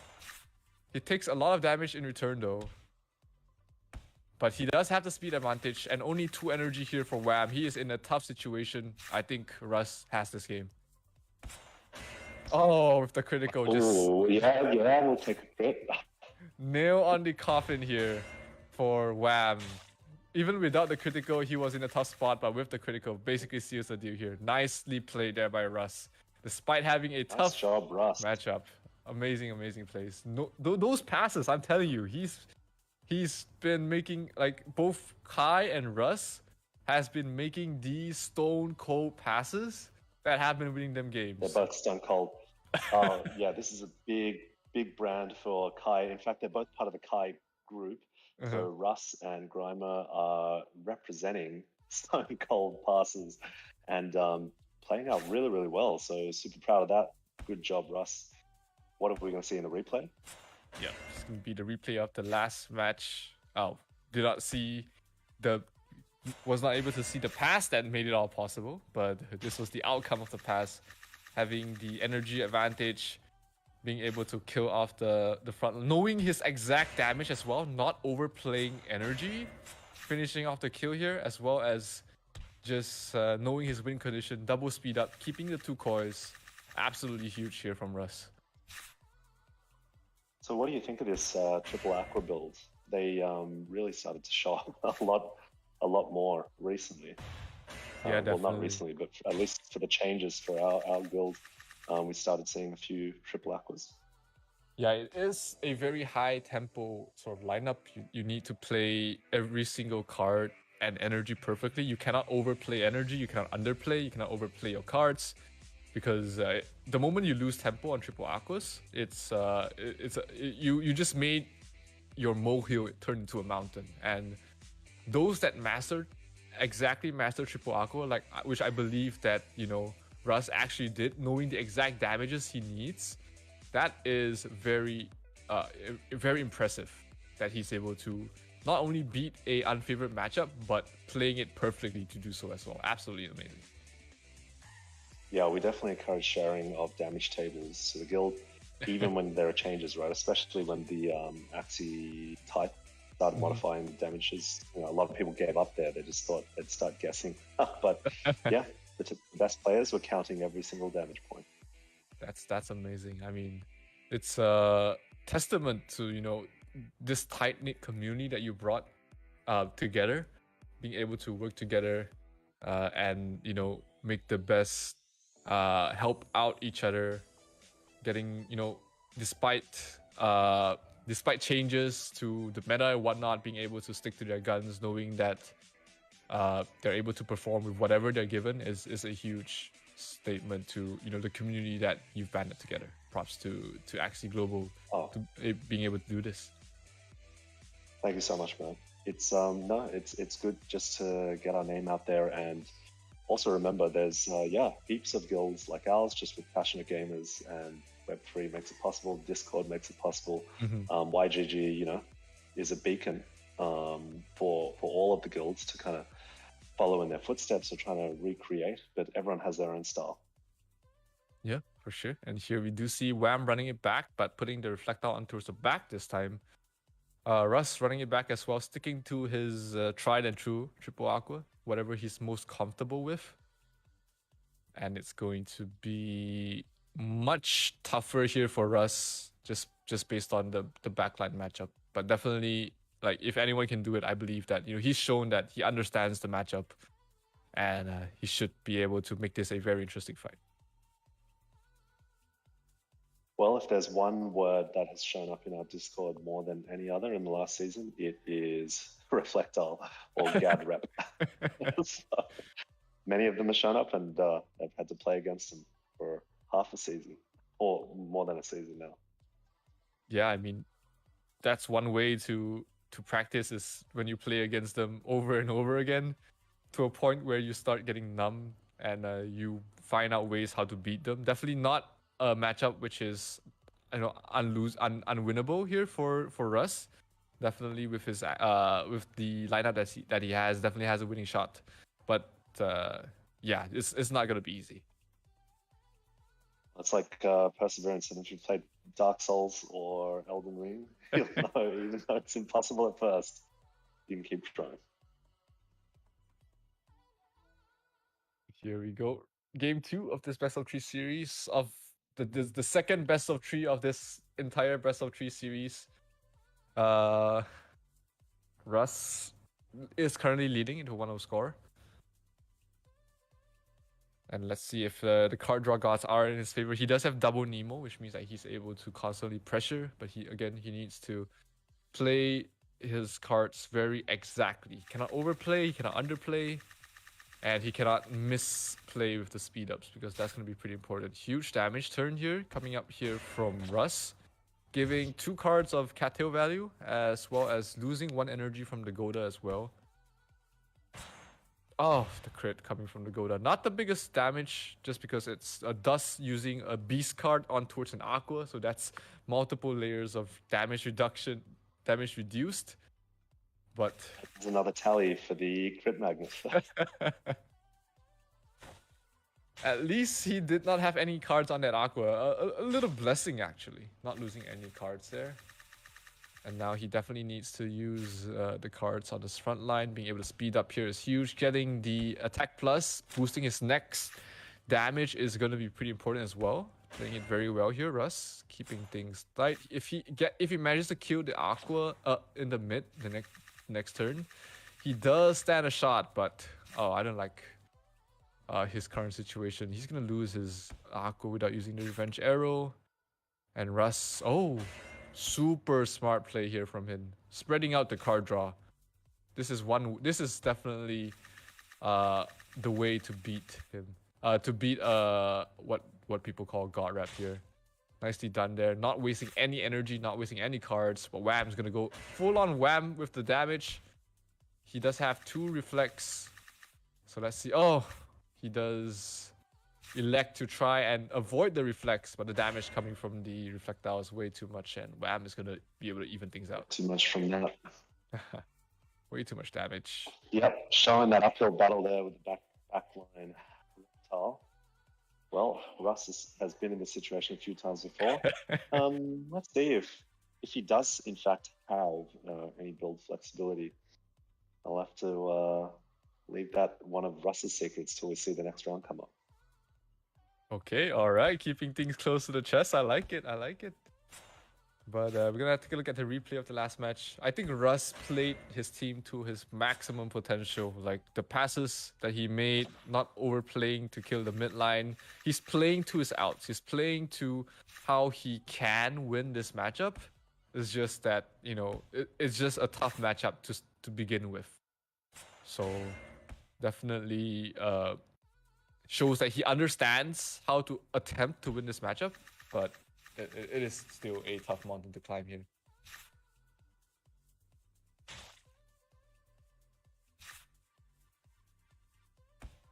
Yeah, and the damage from the double tiny dino just way too much. And here, Wham knows that he is way too healthy, that he's not afraid to just play full on damage, being able to kill him off.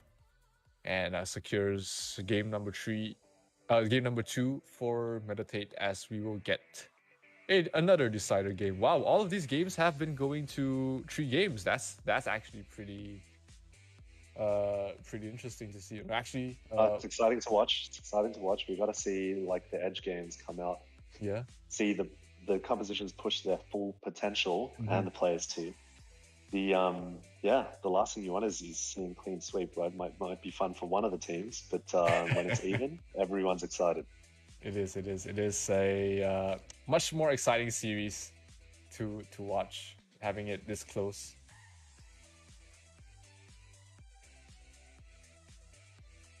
And let's see if Wham or both these players make any changes to the lineups.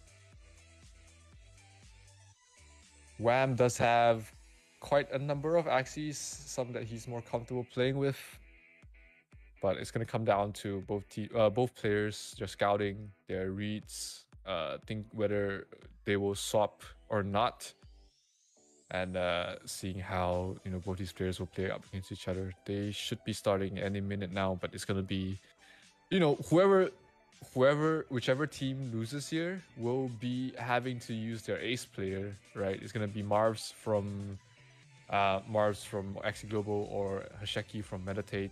As we take a look at the bracket here, Levox and AxieGG already waiting in the semifinals, while Loot Squad and YGG Elite will be facing the winner of today's matchup between METAT8 and AxieGlobal.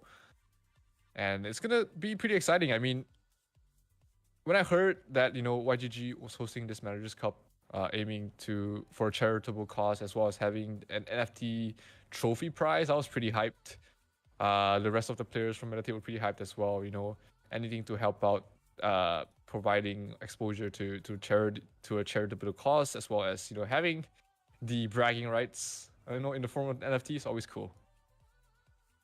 Yeah, that was the most interesting part for me. I think our guild, we have so many potential tournaments to join, but the one that rose most people to the cause was this one.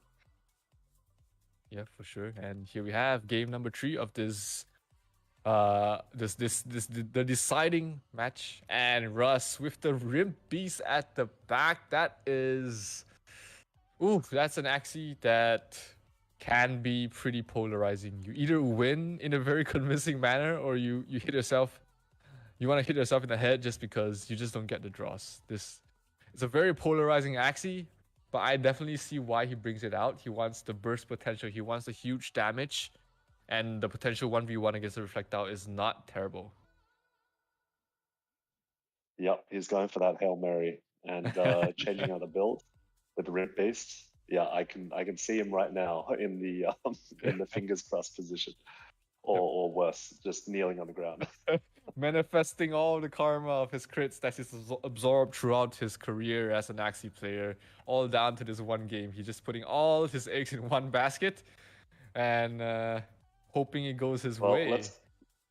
Let's see it. Russ, I'm pretty sure, is in the Goku Spirit Bomb position right here. And give me your energy, everybody. Is him, yeah.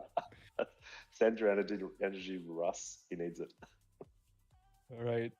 There's a couple of emotes on Twitch. If you guys know it, it's give NRG on Twitch. You know, share your energy, everyone, supporting AxieGlobal, especially one of your players, Russ. He needs all the energy that you guys can manifest to him right now as he goes up against the dreaded God Reptile. As round 1, Wham just going ham. He knows that his win condition, get to the backline ASAP.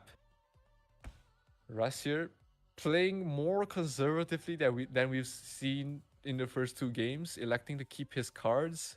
His Aqua is definitely faster, but he might lose his plant before he gets any value out of it.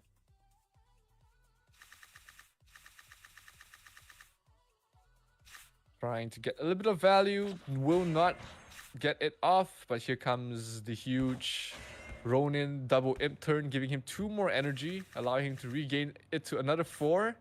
And a perfect Arco speed up here into the setup for the speed up next turn, hoping that he can burst the midline Axie. He should have enough damage from this. And for Wham, he's gonna try and go for the kill as well. It should be enough for him as well. So we will go down to the 1v1 with with an energy advantage. Oh, that crit. Oh, there we go, cashing in on that. Oh, the last stand. This is terrible because Revenge Arrow does bonus damage in its revenge. Oh, look at the damage. I think Russ is in a good spot. Russ is in a good spot. Now he just needs to hope he doesn't die to reflex. He's counting the shields. He's counting the damage he does. And oh, he's gonna last stand. No, not dead. And this 180 damage is gonna send him to last stand. Oh, 196, just enough. Russ, you did it. Oh, mate. The team composition swap, doing the Goku and Spirit Bomb, putting all your hopes on that Rimp Beast. Absolutely perfect. What a guy. Absolutely perfect there. The crit, the last stand, the setup, the revenge arrow, absolutely perfect there. Russ will force METAT8 down to his ace player, but what a showing, what a game here. Knowing the disadvantage, knowing that how he wins there is, you know, making the most out of his midline, getting it to last stand even. That was definitely, if that was planned, that was absolutely huge there from Russ, knowing every single out of his matchup. Planning the crit, of course, planning the last stand as well. Yeah, he needed every one of those, and he got it. So perfect situation. What a win condition. Yeah, that crit definitely set the tone, because that Aqua on the midline for us, for Wham, was gonna survive onto the next turn, but that crit set things up to this situation where he just knows that full-on damage is gonna be able to get the kill, and he just goes for it. Huge play here from Russ. Because how this is gonna make the replay of the night if we don't see any other crazy plays. But I haven't been reading the comments. I'm sure YouTube and Twitch is going nuts over that.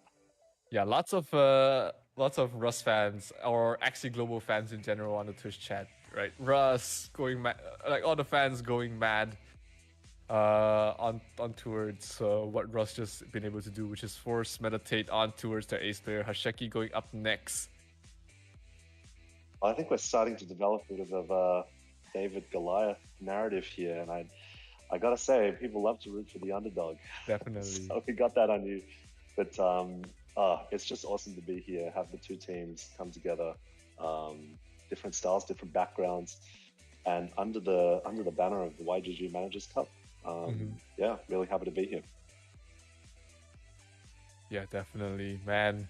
It's been one hell of a night so far. We've seen so many crazy series, and I'm not gonna lie. When we first came into this matchup, and the moment we know our opponents, we had no idea who AxieGlobal were, but definitely this is a night to remember for both for all the players, me myself included.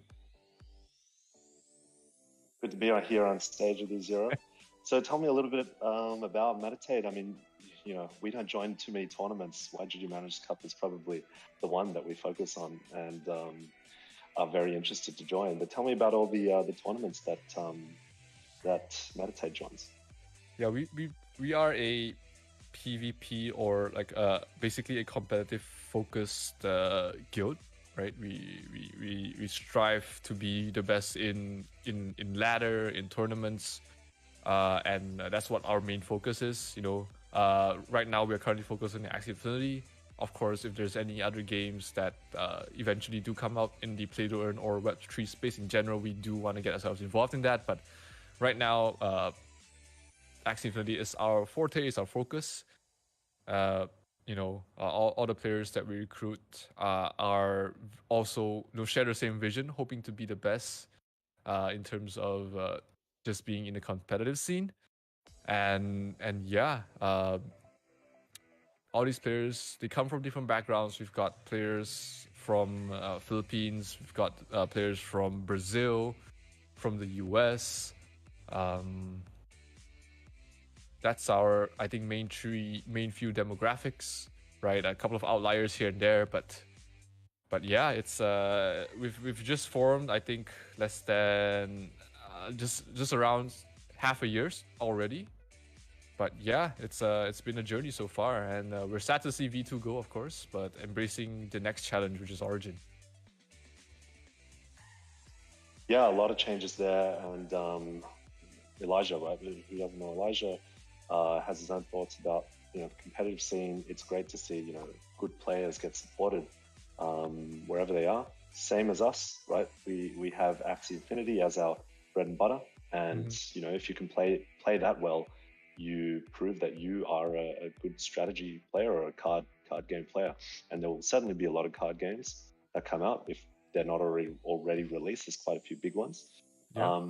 But yeah, I mean, some of the stories that you hear from these scholars is their mums have told them to stop playing games their whole lives, and now it's the other way around. It is. What a world we live in nowadays. But here we go. Potentially the last series of the night. Hasheki facing up against Russ. And we're going to have a double Aqua mirror. This is as high skilled as a matchup can go, I mean. This is down to every single decision that both of these players make. The gameplay here will be pretty high level. I would say, you know, the guild plays a lot better than I do. And I'm definitely going to have to draw down on your experience here, Zero, to talk us through those high level plays. Yeah, it's going to be very, like, every single decision, deciding when to speed up, when to pass, when to make your swing turns is going to be pretty important. Russ does have the midline advantage, having the faster midline, but he does have the risky fish, which is slightly less damage as compared to the Piranha, so that's the advantage. Pretty much a 50-50 in terms of the midline matchup. The backline, Hasheki's Aqua, is naturally faster because it has one additional bird part as compared to the one with Russ. But Russ does have the better plant here with slightly more damage with the cactus and the hotbutt. So this is a very tough match to call because, like, both players have their individual advantages and they actually cancel each other out. So it's gonna come down to individual plays on every turn, every single round, every single card play, in fact.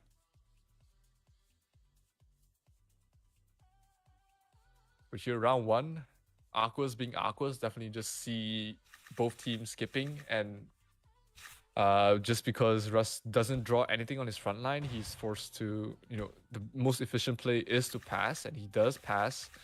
Draws 3 cards on towards the front. This Arco is going to do a bit of damage. Gives 1 card draw towards Hasheki. This is another energy steal, which is pretty huge. Oh, the crit. Does a lot of damage. Doesn't manage to kill him off. Oh, the return. Serious crit. Yeah. Not the best trade, but sometimes you take what you get. And this is going to be Rusk finishing off the front plant with the Revenge Arrow, while Hashaki will finish off the opposing plant with an Arco, as well as a Scarab.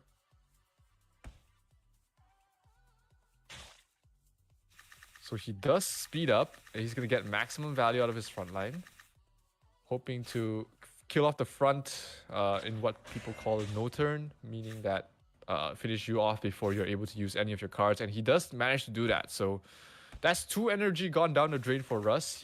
He was in an advantage energy situation, but now he is not in a great spot. He does just die here. It's just too much damage.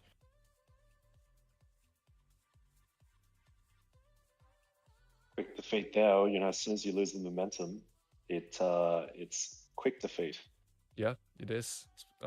This is how the Aqua matchup goes. I mean, whoever has the momentum, whoever has stored up enough energy to go for these what we call swing turns, swings the momentum hugely towards their favor. And despite getting hit by the crit onto the front line, Hashaki, who plays the AP matchup very well, knows his exact winning condition and is able to play to that. Like this turn where he speeds up on his midline and saving up just enough energy to be able to secure the kill on towards the next midline. A little bit unlucky for Russ as well because he doesn't draw any Arcos, not able to maintain the speed advantage. Did get him into the situation where he just loses this midline Axie for nothing. He tries to risk the play, but it didn't work out for him. And that just sealed the deal here for us in the first game of this best of 3 series. Yeah, and if you're watching this without too much competitive experience in Axie, like one decision, one turn will make the whole difference, especially a high-level play. The Aqua builds definitely showcasing that. Yeah, definitely. I think it's a learning experience for everyone, especially for those who are not very familiar with the mirror matchup, is to just watch how the opposing player plays. Sure, Russ got a bit unlucky not drawing the Arco to get the speed up, but there's definitely lessons to be learned in every situation. And definitely not to be discouraged by the loss. I mean, Russ does still have an opportunity. This is only game 1 of this best of 3 series. So he definitely will have the opportunity to jump back and win the next one.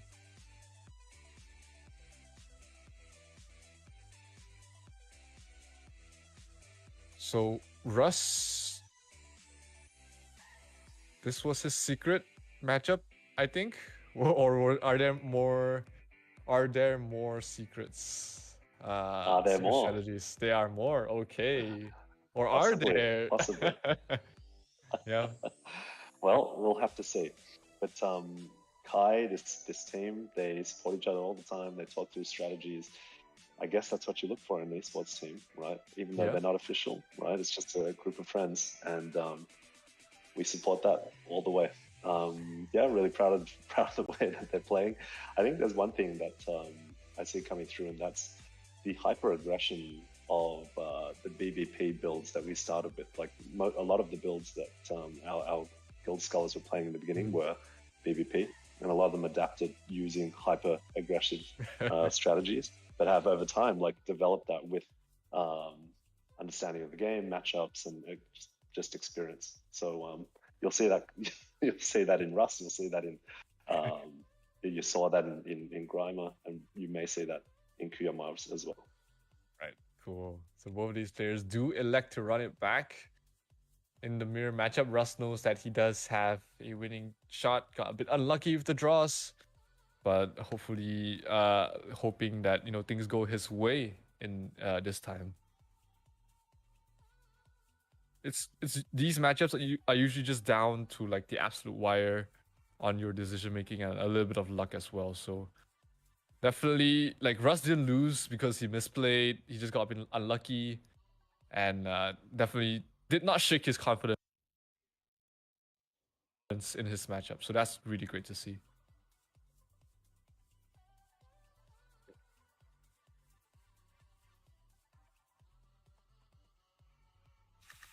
Round 1 card draws are going to be pretty important. Oh, that's a huge card draw there from Russ. Able to steal 1 energy. Preventing the steal, as well as disabling the steal on the next round here for Hasheki. This is as good as a turn that anyone can ask for. Russ is in a huge favorable position right now.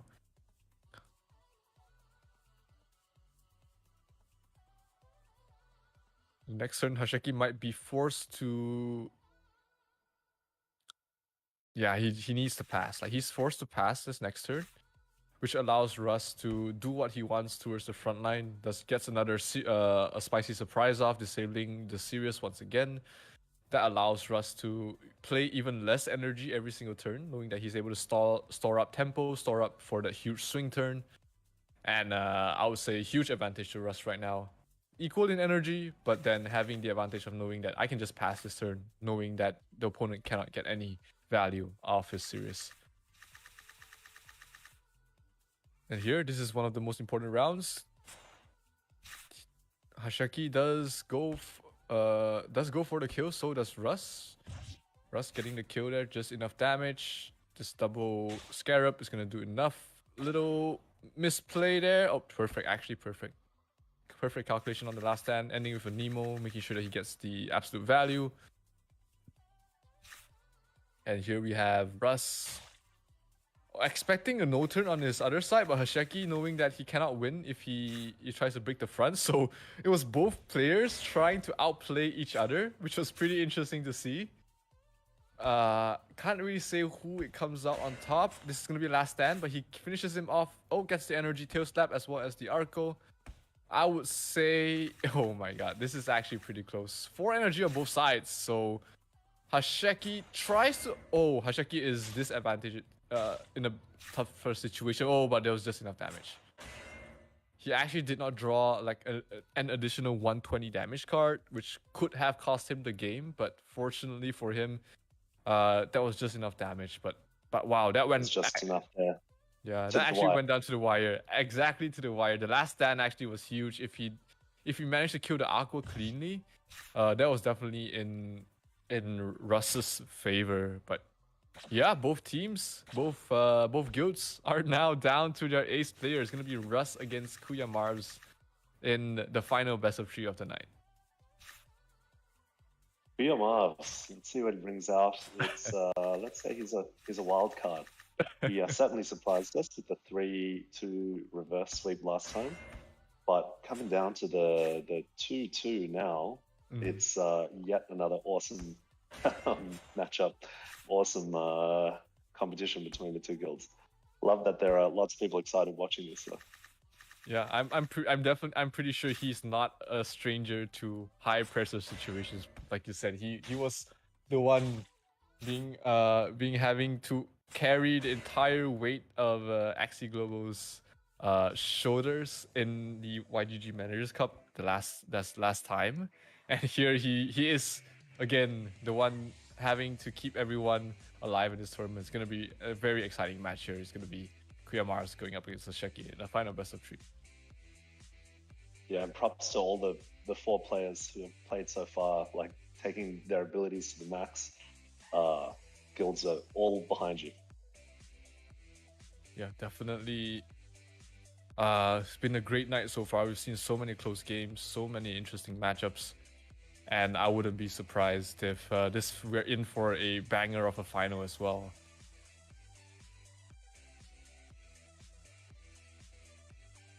So let's see how these 2 players doing a bit of scouting, doing a bit of preparation, trying to understand their opponents before heading into last series of the night. It's going to be a best of 3. Hasheki, the ace player from METAT8, facing up against Kuya Mars, who is not a stranger to this situation. He has been clutch in the last series. Let's see if he's able to be clutch in this round as well. Yep. Good to just get our name out there as well. I was just thinking about Origin, right? With all the changes that are coming with Origin, I'm sure people are going to want to see some competitive gameplay around Origin. Has there been any ideas around what kind of format that would take while the game is still developing? There has been a couple of discussions. What sort of format in terms of tournaments? Like, do we allow all Axies? Do we allow all runes? Do we have like a Hearthstone-esque sort of deck submission or Axie lineup submission? And you have to play in a conquest mode. So there hasn't been anything concrete. There's been a couple of tournaments running for Origin, but these are just experiments that all of these organizers are trying to find the best, and the players as well, trying to find out what is the best, what is the best situation or the best format to play under, because a format is a very important part of any event, any tournament, and definitely all these players and organizers want to bring out the best out of each other. Yeah, Origin is just so early, right? Just a lot of changes going to be coming in. Even Axie V2, right? We never got a chance to develop the competitive meta around formats because, like, the balance changes would constantly be coming in. And there was never a really big call for like ban lists and things like that, like ban setups. So that's actually a big plus, I guess, to the competitive nature of V2. Let's see how it goes with Origins. I mean, there's so many different formats that it could go under. Competitive players are at the very least exploring the possibilities right now. I think one of the most interesting ones that showed up on the airwaves recently was it the turn 3 raged triple beast. You're behind in times. There's now a turn 1. Yeah. There's a turn 1 end game right now. It's I'll drop you a link if I see it again. But it's absolutely, like, it's actually 100% win rate, because with all the runes and charms available, you can set it up that this happens consistently, which is actually pretty insane. People call that broken. In fact, is that has something to do with the Olek that I just saw Olek continually smackdown? Yeah, I'll have to say this myself. Yeah, I saw the Olek one, but oh, I found it. All right,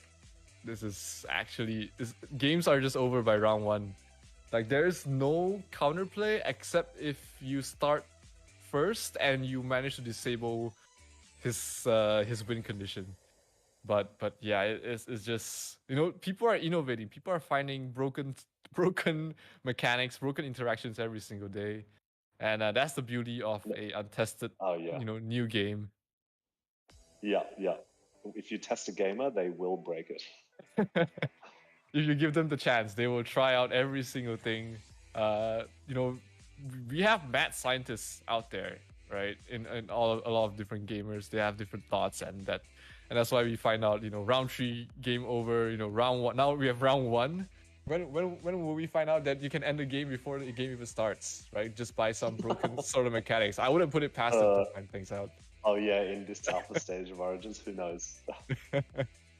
But yeah, it's gonna take, a lot of tweaking for sure, trying to fix everything. So it's gonna be pretty important.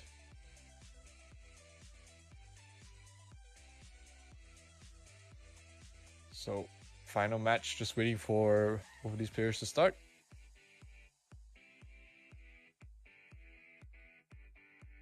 Fence is building.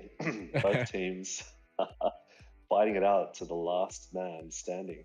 Asheki, Kuyamavs, the eyes are on you. Yeah, no pressure at all. I mean, it's not like one of these guilds will be eliminated after this series. No pressure, guys.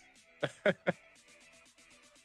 actually been must be a great journey, for all the players, especially for AxieGlobal, much a rather unheard of guild, but showcasing their talents, forcing METAT8 to a game 3. It's a huge achievement on its own. Thanks, man. But also speaks massively to Axie, just making competitive viability and variation of builds, all that kind of thing. Yeah. It's yeah. Let's get these diamonds out of the rough, and there's diamonds everywhere. All right. And here we go, game 3 of this game number 1 of this third game in this best of 3 series. And what is that backline? Wow, this is a scary team here from Mars, not gonna lie. That's triple lunge. Not something we see, we do see triple lunge, but not of this sort of composition. You've got double plants. It's a feather lunge on the front, so slightly less damage, but still hurts. And a serious Bidens in the midline, and then a semi-reflect with the Kotaro, and then with the tiny dino, but also having a lunge. This is tough. Hasheki is in a tough spot right now. You call him a wild card, right? And we're showing some diversity in the builds here. I don't know what you would name this composition. Let's call it the disgusting composition. It is absolutely disgusting.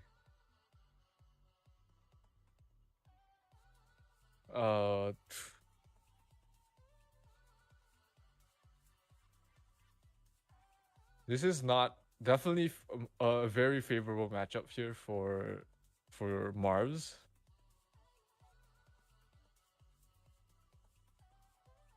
But let's see what we have here. The mech is the only winning factor here. But it's going to come down to a lot in terms of card draw. Hasheki does have a couple of outplay options, having the egg to split the damage, keep his mech alive as long as possible. But still, definitely I think this is a 60-40 matchup with Mars having the slight edge. But it's going to come down to individual plays on both ends. Round 1, Egg Bomb sacking the bird early, knowing that the bird is pretty much non-factor in this matchup. Rather keeping his front line alive as long as possible. Goda value coming up here from Mars, but the steal back is going to put him back in terms of energy lead. And the bird still survives, in fact. So that would be a decent round here from Hasheki, being able to maintain energy lead as well as just keeping his front as alive as long as possible. Bird's going to get quite a lot of value if it hasn't an egg bomb and taking 2 turns out.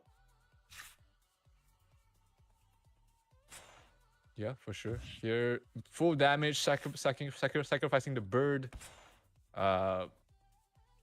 and killing off the front line as well. But Marv's keeping the energy that he saved here. He's going to have 5 energy next turn. And that is a tricky situation to have 5 energy, because you feel like you want to, protect your midline, because like going 3v1 is not an ideal situation. But then if you play too much cards on the front and then they on your midline and then they just kill you off with 3 energy, it's going to be in a tough spot. So Marvs has some tough decision making to do, and he elects to heal up as much as he can, puts off a lot of damage as well with the double zigzag as well as a lunge. Doesn't kill him off, but he managed to heal to full, which is pretty important, and he dodges the series as well. So great turn here from Marvs. Only downside is he used most of his shields towards his midline. That's a double Bidens to try and stall out one more turn, but let's see if he elects to use it. 4 energy on Hasheki, 2 on Marvs. I definitely do see Marvs just playing, just maybe 1 card on his backline and try to play this 2v1.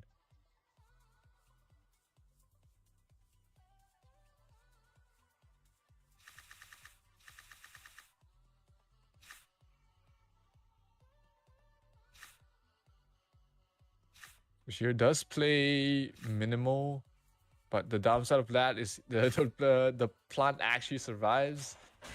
Shaki is able to get a lot of value out of it, keeping it alive as well. So that means an extra turn where Marvs has to make tough decisions, because ideally he wants to be able to hit the midline already, but because he doesn't have the damage to kill off. Oh, this is not a kill. And the double spicy surprise will be able to finish him off. So that's a huge turn for Marvs here, because that means he's able to get this Kotaro for free, which means that he has a chance to finish off the mech as well as hit the bird at the same time. So Hasheki sacking the bird, smart play here. His only play, in fact, he doesn't have any better play here to do. Gonna kill off the bird. Oh, misorder on that. And Hasheki might kill himself with this double melee Arco. That's a lot of damage. Oh, but the balloon will save his life. He actually survives with 12 HP, I believe. 13 HP. Oh no. Now double melee reflect again. And Hasheki is playing his odds perfectly. And that's going to be a kill. Hasheki will take the first game of this best of 3 series. Well, that was so close again there. Down to the the absolute reflect, you can't even tell what's going to happen. But so close. Good round. Yeah, that came down to the absolute wire. And Hasheki played it perfectly, knowing that balloon is going to keep him alive, knowing that the double Arco is going to give him enough shields to survive and also do enough damage to chip him down low enough. And this egg turn, of course, was absolutely huge. Mars made a little bit of an error here with the with his card sequence. Didn't get one energy off, which actually was the difference maker. If he had one more energy here, Hasheki was dead. Like having this 13 HP, energy difference would have made the difference. That one energy difference would have ended the game here. Small misplay here from Marvs. Definitely he could have had this in the book, but I mean, mistakes do happen. He just has to learn from it and, you know, brush it off, go for the next one. 1-0 is the lead now here for Hasheki. Overall score, it's down 2-2 in this best of 5, basically. And yeah, let's see if any of these players make any adjustments to their lineups.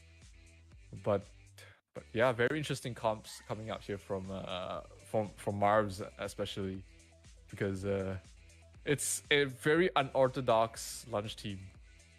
But I definitely don't deny that it works. It looks absolutely horrifying. Well, it'll officially get the disgusting build title very soon then. The egg bombs, though, I want to say, egg bombs have been around since forever, and they've always been like the source of awesome gameplay, awesome outplays, strategic decision making.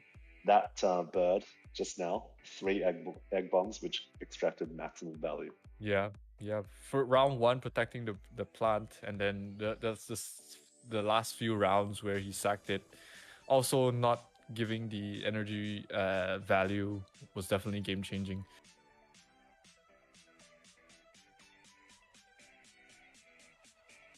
As we wait for the second series to start. Now, do your team communicate via Discord? I reckon those Discord chats are going off right now. Yeah, certainly see a few notifications pop up on my side. Definitely. I mean, we're a team, all right? I'm pretty sure on your end it's pretty much the same as well. Cheering each other on when they're winning, and then, you know, giving each other support when they're down. That's the sort of community we really want to build, right? Supportive of each other, no matter if they are competitors or they're like competitors in the tournament, or they're just the bystanders. They just want to hope for the best for the teammates, and that's what we are really trying to, you know, build. You know, this camaraderie of a great locker room, as if you put it in, you know, sports terms. Oh yeah, that's awesome. When esports was just on the way up, it was so different from regular sport. Like the categorization, the way you would determine like what is sport, it changed so much in the last few years. But yeah, having a good team culture is probably everything. Definitely. And yeah, like you didn't talk too much about Marvs, like personally.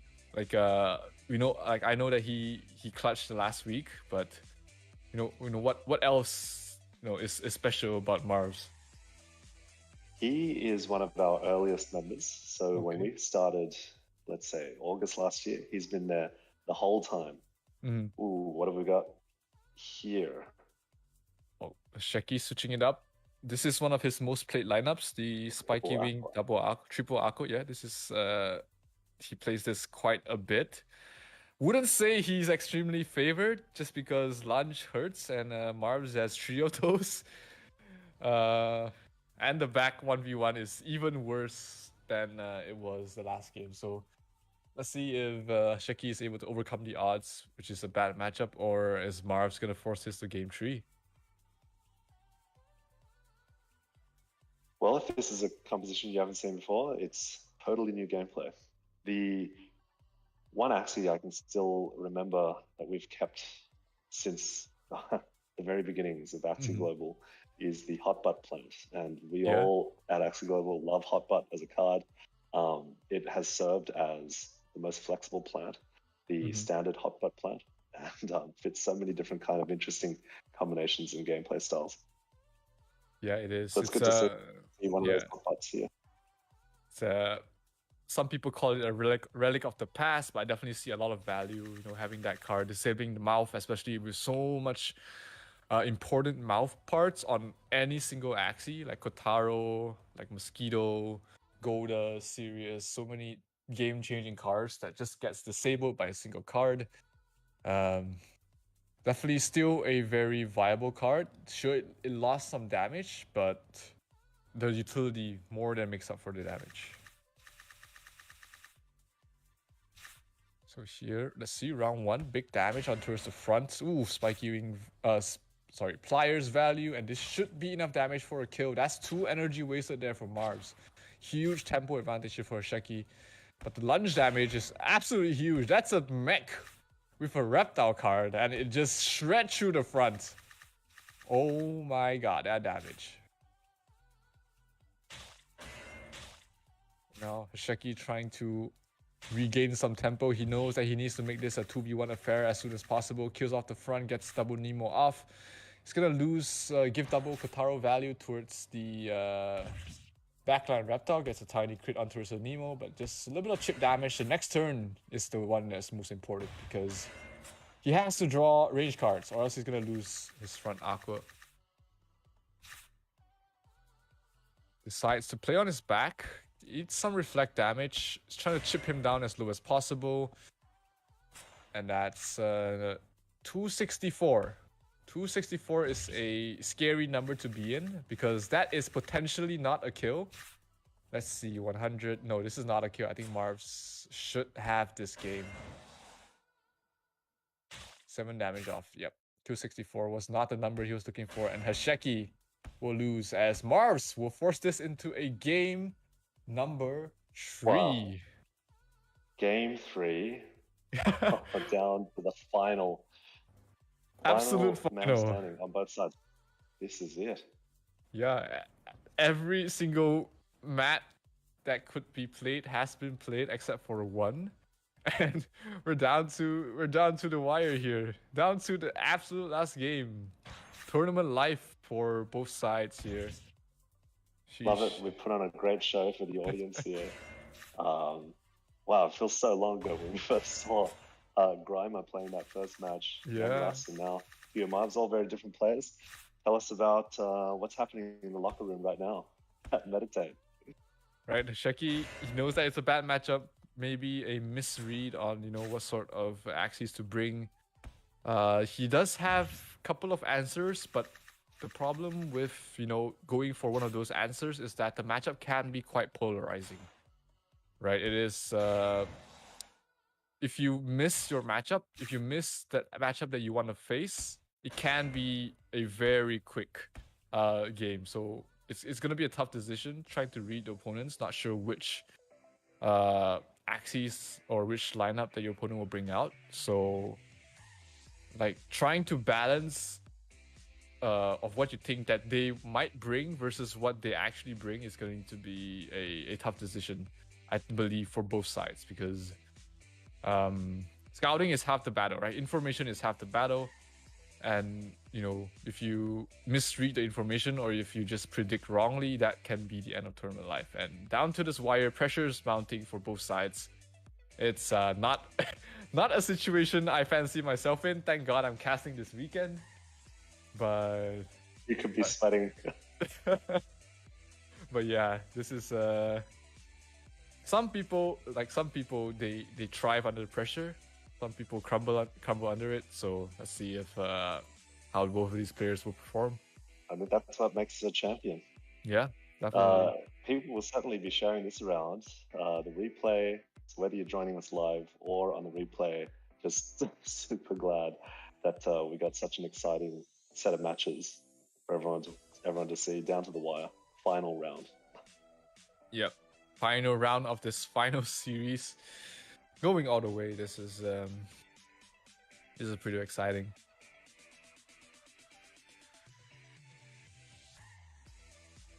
And yeah, we were mentioning at the start, but AxieGlobal, we don't have a big name. METAT8, pretty well known. The difference in team compositions, styles, it's a pretty good show just of the competitiveness of gamers and of Axie V2. Mm-hmm. I hope there is some, remaining competitive landscape for V2. It's been talked about over the last, let's say, well, as long as Origin has been released, right? What will happen to V2? Well, no one knows. But there's so much value that you can get out of just seeing the matches that you've seen today. Yeah, much more, games are not straightforward. There's plenty of plays, plenty of misplays that can happen on both ends. In terms of Origin, at least in the infancy stage, at least so far, it does seem like it is just, if there's much more room to error because half the game is in building the team. Hopefully we might see a better balance of that, but it's gonna be definitely a work in progress for sure. Will we see two new teams here, just in this final round as well? Don't even know. Will the wild card pull out another wild card? Asheki is going to gravel plant against a double bug and a bird. Very interesting lineup here coming from the side of Mars. Living up to his name, the wild card. Completely unpredictable. Tell me what you think. I love that bird. It's I believe it has damage to kill off anything, no matter how much shield it has.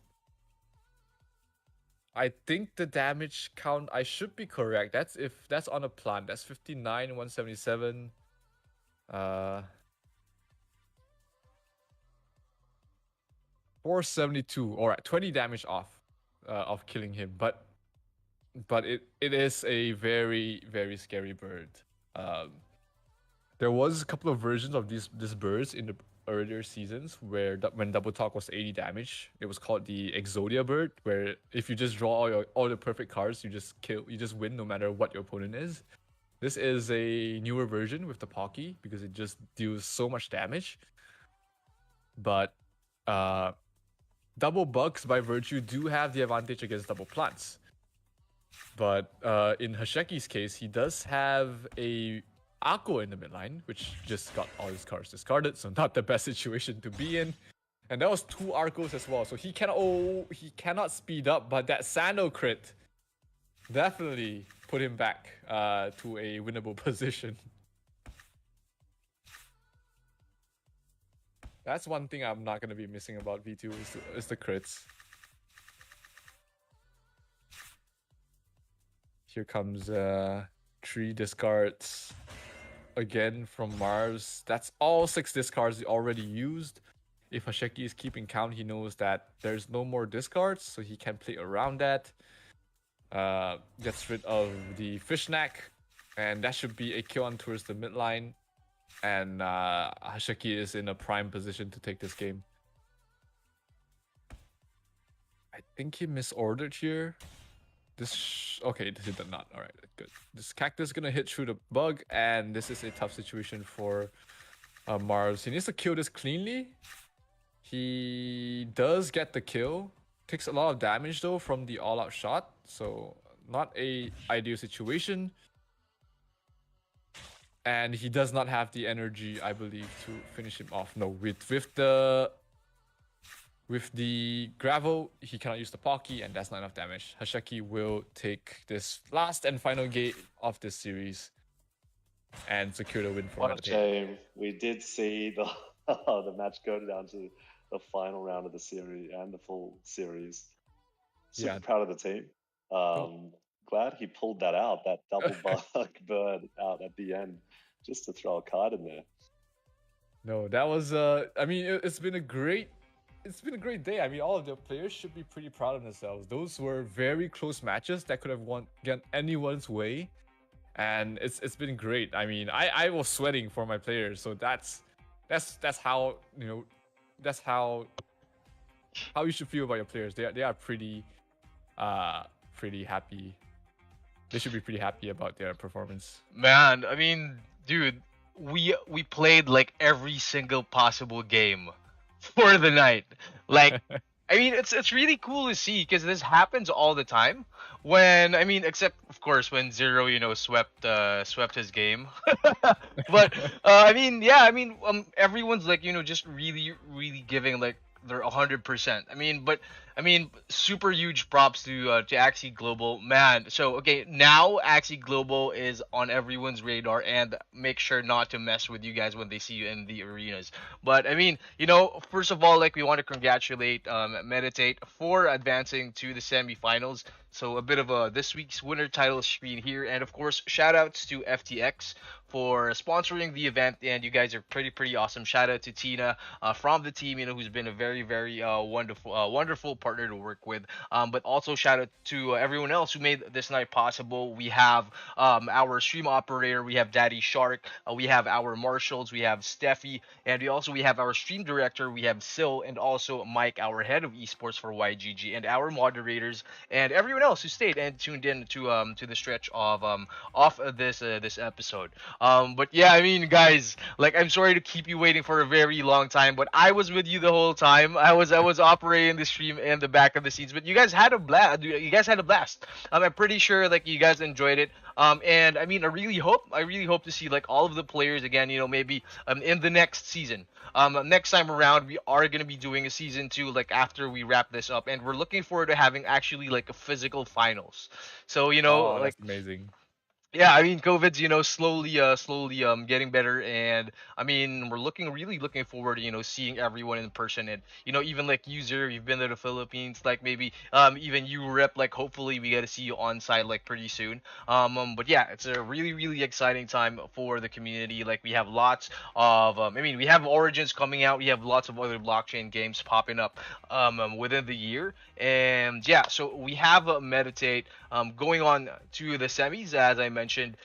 So the winner of next week's game, it's going to be Loot Squad versus YGG Elite, and whoever wins will be going up against METAT8. So we have AxieGG as well as Levox Esports. So I mean, these are staples, I would say, in the competitive scene. But then again, you know, like, we have a lot of new players, we have a lot of new talent popping in and out. And speaking of talent, we just want to invite everyone at home. So if you guys are scholars, or if you guys, you know, are taking your shot at Axie, maybe even at V2 or Origins, if you guys, you know, qualify, if you have a 2,500 MMR at the end of the most recent season, or you place in the top 16 for 2 tournaments with 64 players or more, hit us up. YGG is still recruiting, and I'm pretty sure I definitely would want to know. So how about for AxieGlobal? How do you guys get how do we be part of AxieGlobal? You know, how's the training going on, and what can we expect from you guys in the future? Thanks for that, Sedano. Yeah, I mean, got our name out today. We are an open guild. Everything that we do is totally out in the open. We've got a Google Drive with all of our documents. It's open to the public. So I invite anyone who's learnt about AxieGlobal for the first time today. Our website, axieglobal.io. We've got a Discord channel. Nice. We've got a Google Drive. Got a light paper, and we're doing the whole Web3 thing. Nice. We're creating culture, and people can join.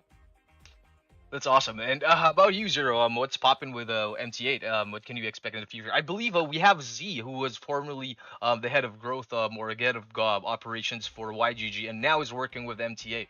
So that's really, really exciting to see. And yeah, I mean, any news? Yeah, we haven't been able to have the opportunity to speak to Z. I know of his history, you know, help one of the original team members of YGG, and look where YGG is now today. So definitely stoked to have him on board. I can't reveal any of the plans for METAT8 yet, but we do have a couple of things cooking, so definitely look out for that. Awesome. So yeah, guys, let's go ahead and wrap up the show. So first of all, again, thank you to both of you for taking the time. I mean, great show. Like, everyone loved it, and you know, we're looking forward to seeing both of you guys, like, you know, in the community. But yeah, until then, once again, my name is John Sedano, Community Marketing Manager for Yield Guild Games. My Twitter handle is @JohnSedanoNFT. How about you guys? Like, let's do some shilling time. It's _MT8. Thank you for it. Oh, very good. You go. It's _MT8. All right, awesome. And how about you, Rip? For me, it's Rip_XG. XG being AxieGlobal. That's our AxieGlobal, but change Axie to anything else. That's Nice. us in gaming. And yeah, just want to say thank you, YGG. Thank you, Sedano, for having us on. It's awesome to be here, and look forward to doing more. Yeah, for sure. So until next time, guys, we'll be seeing you next week. Again, this is the YGG Managers Cup presented by FTX. And yeah, see you guys in the metaverse. Peace. Good night, guys. Good night, guys.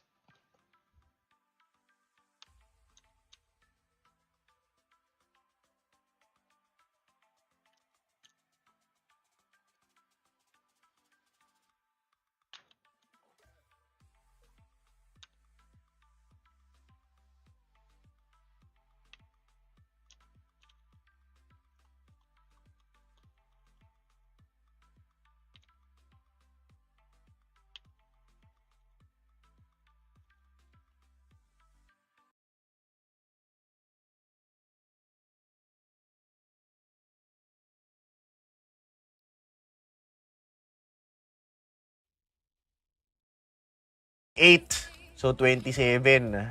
So kahit i-max ko na to, panis. Ito kahit i-max ko din. Yun, no? Okay na.